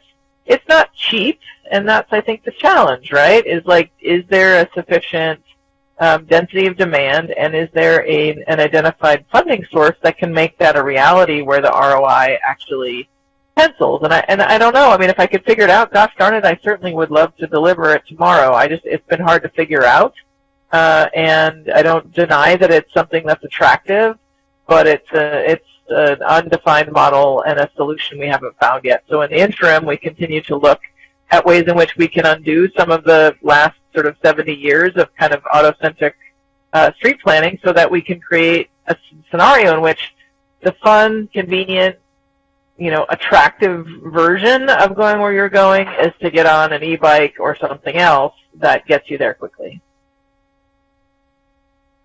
All right, I'll keep waiting. I know, sorry. Mr. Landris. Thank you. So I have questions, one of which is following on email we received this afternoon that I think a concern was raised by Ellis Raskin about environmental, the concentration of traffic in socially or economically disadvantaged neighborhoods, where the impact might not increase total citywide VMT, but increase VMT in a specific area. And in particular, if we look at the Cal Enviro Screen 3.0, we can see that there are, in fact, impacted areas of the city. It's not like we're so small that you know, what affects one area definitely affects another.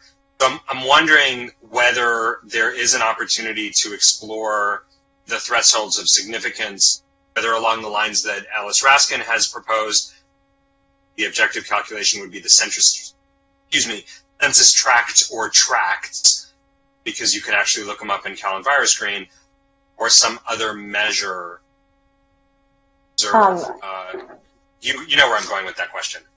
Yeah, and I will also ask maybe Heidi to weigh in, but as far as from our perspective, the OPR's technical advisory and their thresholds are clear that it needs to be based on vehicle miles traveled, and so irrespective of location. And so I don't know if we would have it in our legal authority to add that additional clause, those additional clauses in, because the technical advisory is clear that it should be a measurement of just the vehicle miles traveled irrespective of location.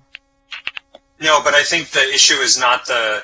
I think the issue is not the numerator, but rather the denominator, right? That it's vehicles miles traveled as a portion of the baseline vehicles mile traveled in that neighborhood, right? Yeah, yes, I understand the policy concern. I just think that with OPR's guidance, it's strictly a measure of the total vehicle miles traveled and the per capita population of the residential and employee as a metric. It does not go into environmental justice issues. And Tom, do you want to weigh in on this as well?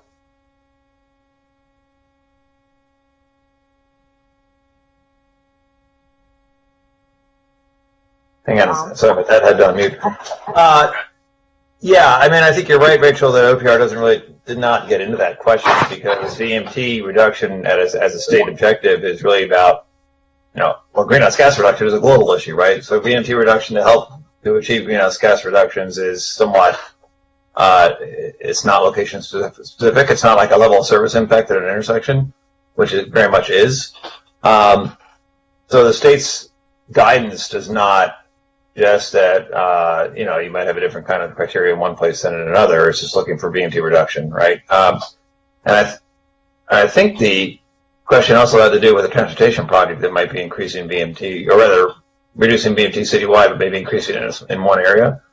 Again, the state didn't offer guidance on that. I would think that would be a separate city policy if that was something you wanted to pursue, that the overall significance criteria for CEQA may still be, so long as it's not increasing VMT citywide, it doesn't have a significant impact.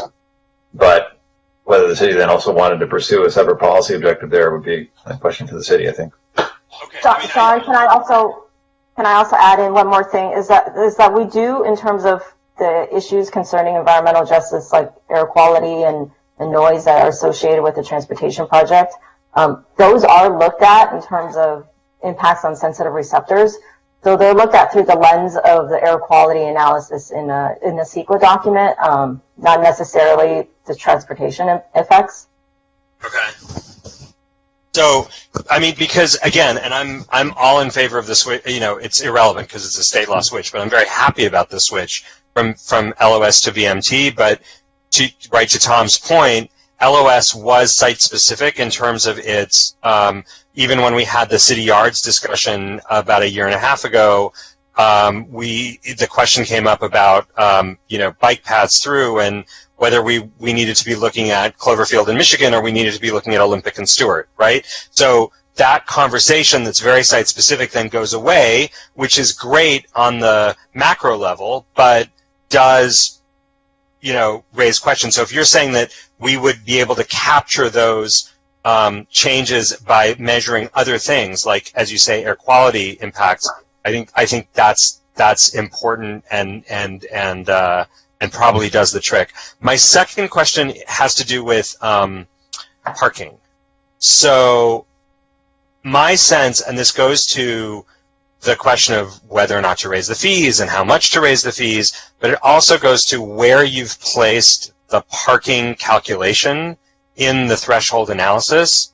And it strikes me that what you're saying is that projects that don't cross the 1 or 2, like threshold 1 or threshold 2, could provide all the excess parking they want and not and there wouldn't be a consequence for that? No. If they are providing, any project that provides too much parking is subject to a VMT analysis. What it says. Yeah. What we're saying is that just because you're located near transit doesn't mean you are free and clear. It means that, you are only free and clear if you are not providing excess parking. Right. So if you provide excess parking, then you are subject to a VMT analysis.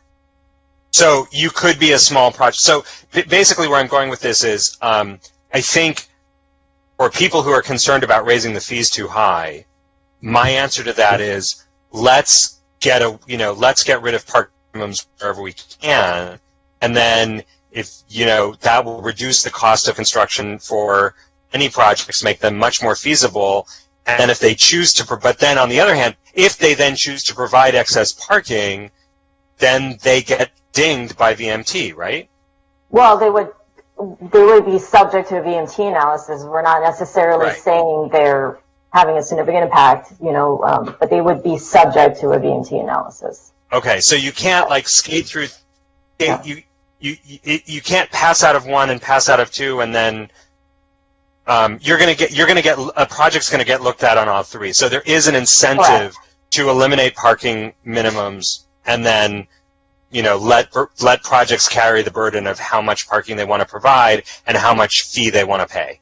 Well, if you eliminate parking minimums, you would ideally establish parking maximums, and so if you exceed the parking maximums, then you would get dinged. Okay. No, I'm following you because I'm sorry, go ahead, Sean. No, I was just going to say it was a very interesting comment that was made last night in the debate at council on shared use mobility, and it was Councilmember O'Day who said, "Look, we want to make sure that we're charging the people who are producing the pollution." Right? So he started talking about all kinds of things like charging for oil change, taxing oil changes and taxing tire replacement in rather than taxing, say, scooters or shared bikes. And here what I'm looking at is, okay, let's make housing easier by reducing parking minimums so we don't get 3 floors of underground parking in Bergamot. But if we then go to parking maximums, we can capture revenue from those projects that choose to incentivize the use of vehicles by providing more parking than we think they need to provide. They can't exceed the maximums. Well, that's what I'm trying to get at. I just want to make sure that that the way we adopt the VMT rules here will preserve the value both of eliminating parking minimums and capturing revenue from projects that choose to provide more parking than the minimum. I mean, they can, certainly. It's only projects that exceed the parking maximums that would be subject to the VMTs, assuming there's no parking requirements. So it does enable you to still eliminate parking minimums near transit while also allowing them to provide parking, but they can only provide parking up to the maximum, and then after that they would be subject to the VMT analysis. I think it's time to move parking on. maximum for I VMT. think it's time to move on. Yeah, okay, thank you. Commissioner McKinnon. I will move the adoption of the criteria, but I want to talk about the TIF fee. But Commissioner McKinnon, we have public comment. Oh yes, I'm sorry. There are two public comments. Okay, have the public comment and move on. We've wasted so much time with this tonight. Let's go. I know we have. Melissa? Okay. This one's from Paul Larmore. Dear Commissioners. Whoa. I've got a question or two. Okay.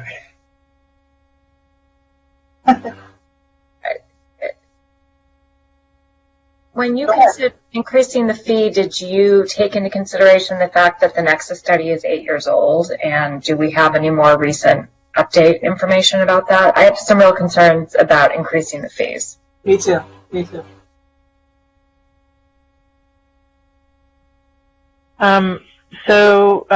Yeah, the study is definitely aged. I guess the question would be more, what are the concerns and what are the issues with the age of the study, except for potentially underestimating the need for those types of facilities. It would be the wrong numbers in the study. That would be the first step. Lisa? Yeah, that's it. And I mean, I'm going to save it for discussion. It doesn't make a lot of sense to me. I do have a question though and then in terms of different areas, I know in some cities they have adopted different VMT ratios or VMT metrics, right, for like an urban area. So is there a difference between, say, downtown Santa Monica and the DCP area and then our maybe other parts of the city? Did you guys talk about whether or not there should be two different metrics for those sort of very different urban development patterns? Yes. Sorry. Yes, we did look at that, and we looked at different areas of the city. And the fact of the matter is, for example, City of LA adopted their VMT thresholds, and they did it by community plan area. City of Santa Monica is so raw, and when we tried to break it up, it was getting, it was getting us, it didn't make sense. For example, if we broke it up by downtown, and then we broke it up by the Wilmot area. Wilmot, because it's all residential, it's going to come up with a very high VMT versus the downtown, which is, a lot more mixed use. And so it didn't make sense to break it down that way because of just the sheer size of the city. It's just too small to be broken it down. And if I can jump in for a second, the TIF study, if anything, underestimates demand. It is pre-bike plan, pre-ped plan, pre-vision zero, and actually has a very modest assessment of the need of the city that actually doesn't incorporate things like the climate action plan, which now with the city saying that 64% of emissions come from the transportation sector, calls for half of all local trips to be not in a car. And if we're going to introduce 9,000 additional housing units that have a substantial impact on local trips, then if anything, the TIF underestimates quite substantially the need for infrastructure. So while there might be concern about the age of the study, if anything, vastly underestimates the need and certainly predates reductions in parking in such a way that is significantly less, the cost of the TIF is significantly less than the cost that we used to be imposing on people for parking required for their projects. Can I just address that? I'm assuming the Nexus study is based on a development cost analysis, correct? Like, what is it that the housing project can afford from the standpoint of impact fee? Is that true? The requirement of the Nexus study per California state law is to look at the incremental net increase of trips of new development on the network and the necessary improvements that are needed to address those trips, and then to apportion per unit or square foot the necessary improvements to those trips so that they're not held accountable for demand that came before them, right? So it's to protect development so that they're not unfairly burdened with the cost of improvements for things that preceded them. That's my point. I mean, I assume that you look at, like an inclusionary housing program, for example, you look at what is feasible from the standpoint of the development cost of the project of what you can charge. So a feasibility analysis was done at the time of the TIF as well. And that, if anything, is probably the most aged of anything. But that is a separate and apart from the Nexus study. The Nexus study is per state law required to just make sure that development is not held accountable for impacts and burdens of things that came before them. So if you're looking at an approximately $1,200 per unit additional cost for housing, that is for the life of the project, the cost of their burden on the multimodal infrastructure. So in staff's opinion, it is not actually a substantial cost given the fact that households make 5 trips every single day. If half of those have to be not in a car, that's 2.5 trips every day. And if we don't have that infrastructure, those people are going to be driving. I get your point. Thank you. Commissioner McKinnon? You had a question?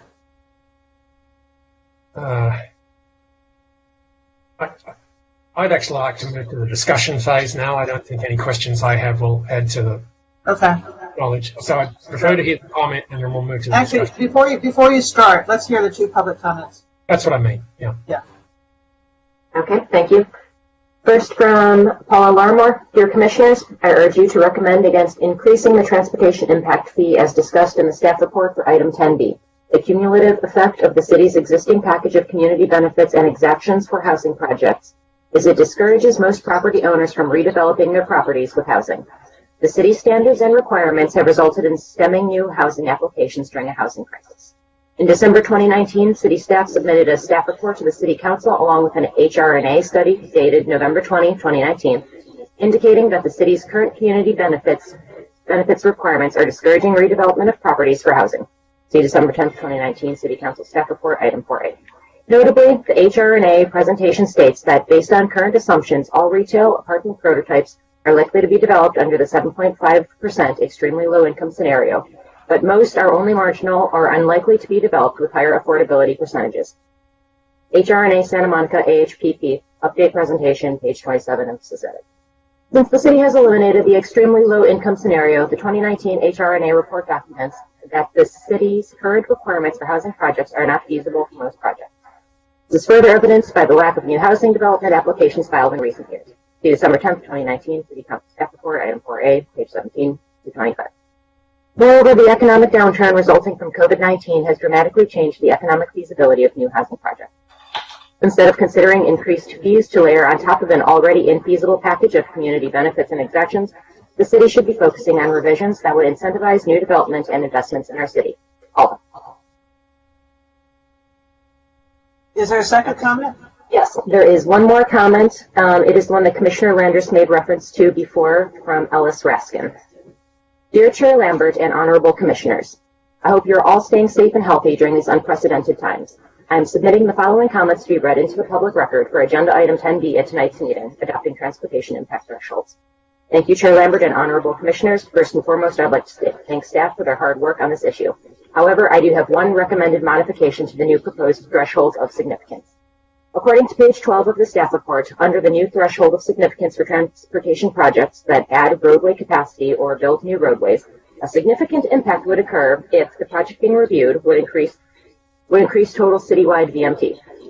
The citywide qualifier is problematic from an environmental justice standpoint, since it is possible for certain roadway projects to decrease citywide VMT while concentrating traffic in socially or economically disadvantaged neighborhoods. The Office of Planning and Research's guidance on page 24 implicitly recognizes this possibility by noting that lead agencies may appropriately apply professional judgment in studying the transportation effects of a particular roadway project.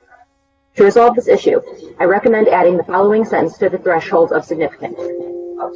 A significant impact may also occur if roadway projects disproportionately concentrate environmental impacts in a discrete geographic area in a manner that is inconsistent with environmental justice principles. The Government Code Section 65040.12, Subdivision A. End quote. Ellis Raskin, Esquire. Thank you. Mr. McKinnon, would you like to comment? Yeah, so there are two parts to this. The first is the adoption of the criteria. We really don't have any latitude to do anything other than adopt the criteria that have been put to us tonight. LOS is really not very intelligent measure of the impact that traffic and cars make. VMT, more significant and important, impactful. And the work that's been done both in the by the statewide office and also our own office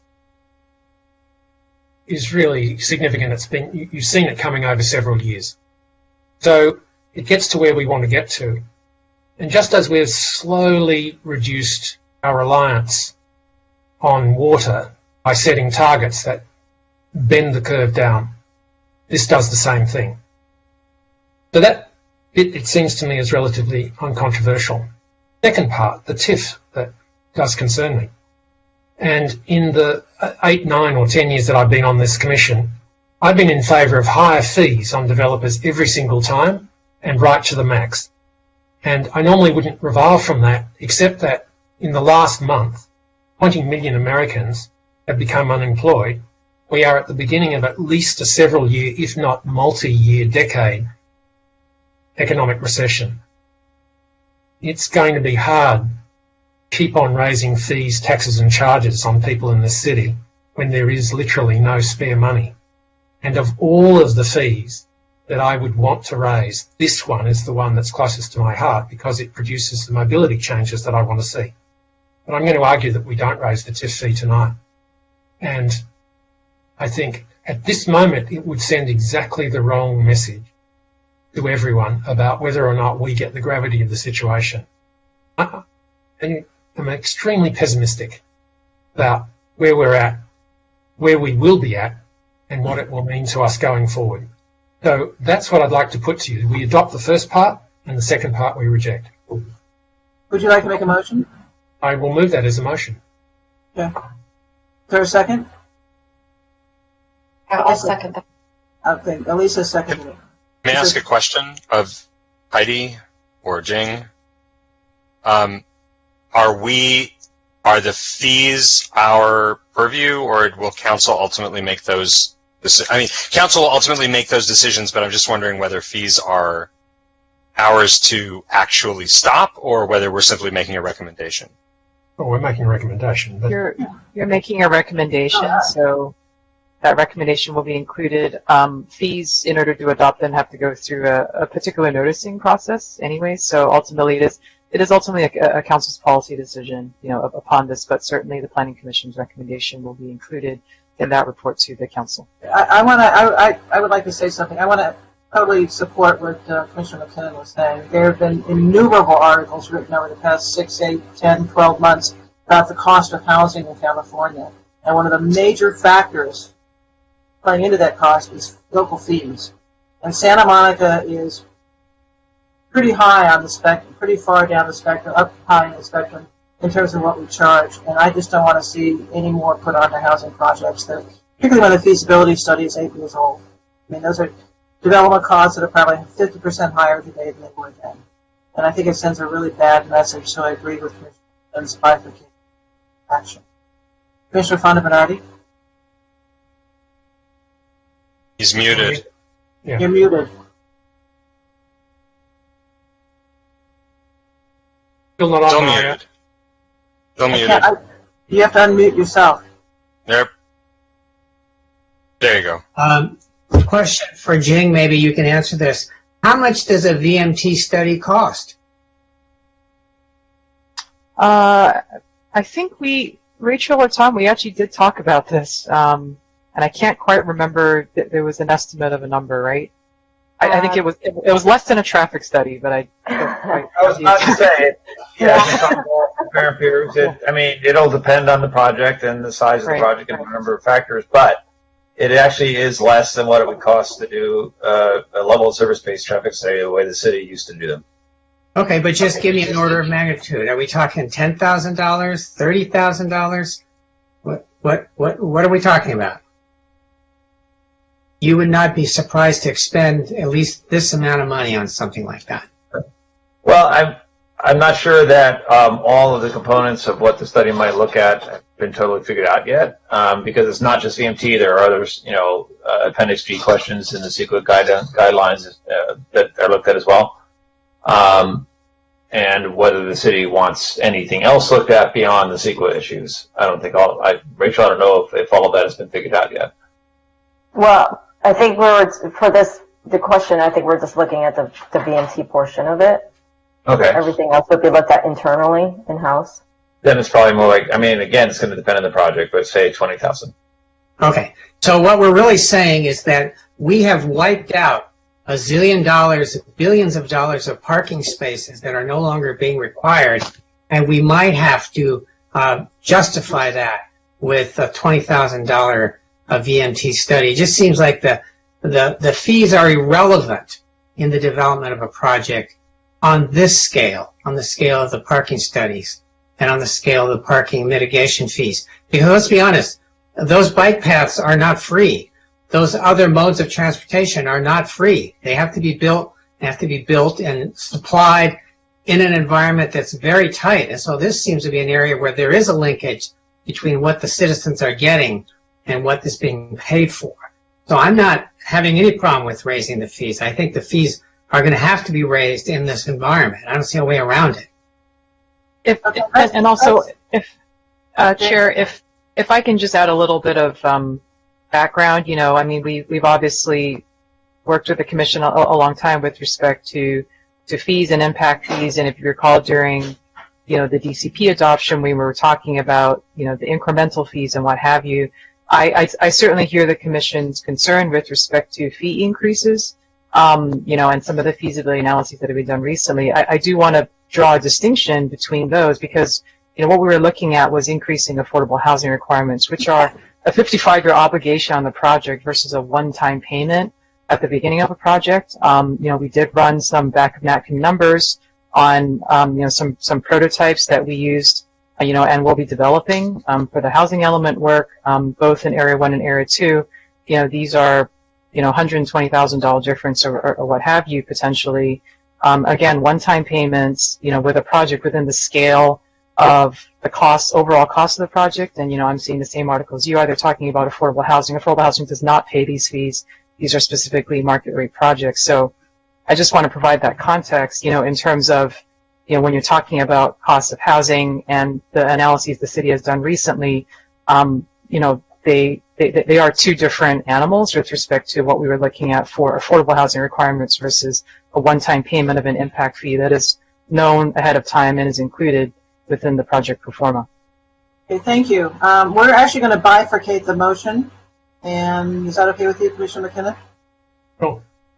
So we will take a roll call vote on the first part of the motion. You want to repeat it?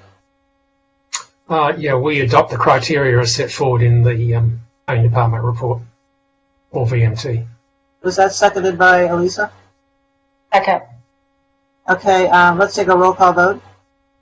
Commissioner Fonda Bernardi? Yes. Commissioner Fresco? Yes. Commissioner Landris? Yes. Commissioner McKinnon? Yes. Commissioner Pastor? Say yes. She said yes. Was that a yes? Yeah. I think I saw it. And Chair Lambert? Yes. And then the second motion refers... I'd like to speak All on right. that motion. So I'm going to agree with staff, and particularly what Jing said. I recognize I recognize the sensitivity of the issue, and I believe that the solution to the cost of housing is streamlining, as we moved in ROI earlier, and eliminating parking requirements where we can, so that we don't build 3-floor underground parking structures where they're totally unnecessary. I don't think that this is the place. I would be open to taking no position. I would be open to, but I'm not going to oppose the staff recommendation because I don't think that it addresses the issue of why housing is so expensive. To blame it on TIF I just am not convinced. Actually, TIF is one of many fees. And if you read housing cost studies that have been done in the past year or two, fees are a major component of housing costs. I absolutely accept that, but I agree. I will say that I agree with what Jing said and what others have said, that this is a one-time fee, and we are broke. I know. I mean, I don't know how else to put it. I will say that. City of Santa Monica is broke right now. We're going to raise fees anywhere. I want to raise it on things that are bad for the planet, and cars are bad for the planet. Okay, so we're going to take a vote on the second motion, which is to approve the TIF increases that's recommended by staff. So can we have a roll call vote, please?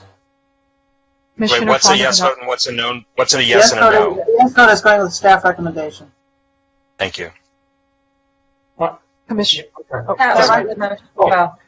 So it's not the motion I'm moving, so I'll step back from the motion. Someone needs to move that motion to move. I'll move it. I'll move the staff report on fees. Okay, that's good. I'll second it.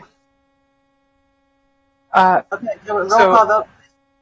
Motion by Commissioner Landris, second by Commissioner Fonda Bernardi to increase the TIF fees. Commissioner Fonda Bernardi? Yes. Commissioner Fresco? Yes. Commissioner Landris? Yes. Commissioner McKinnon? No. Commissioner Pastor? No. And Chair Lambert? No. Motion lost. technical. that's pretty Do we have to have voted? I mean, does there have to be a vote one way or the other, or can it go? It could not pass.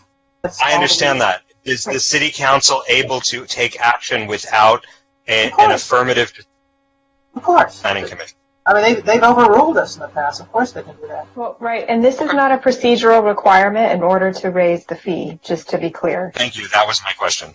Yeah. Okay, the next item is public input. Do we have any more? And the next item is adjournment.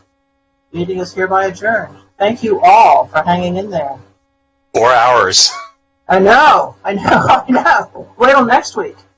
Better start at 5:30 then. That's all I can say. What time are we starting next week? 5:30? Next week is 5:30, yes. No, we should just replay the first 2 hours of this meeting so we don't have to go to the meeting. It's all the same stuff. Okay. Thank you, everyone. Thank you, staff. Thank you. Have a good Thank night. you, everybody. Have a good night. evening. We'll see you next week. Bye-bye.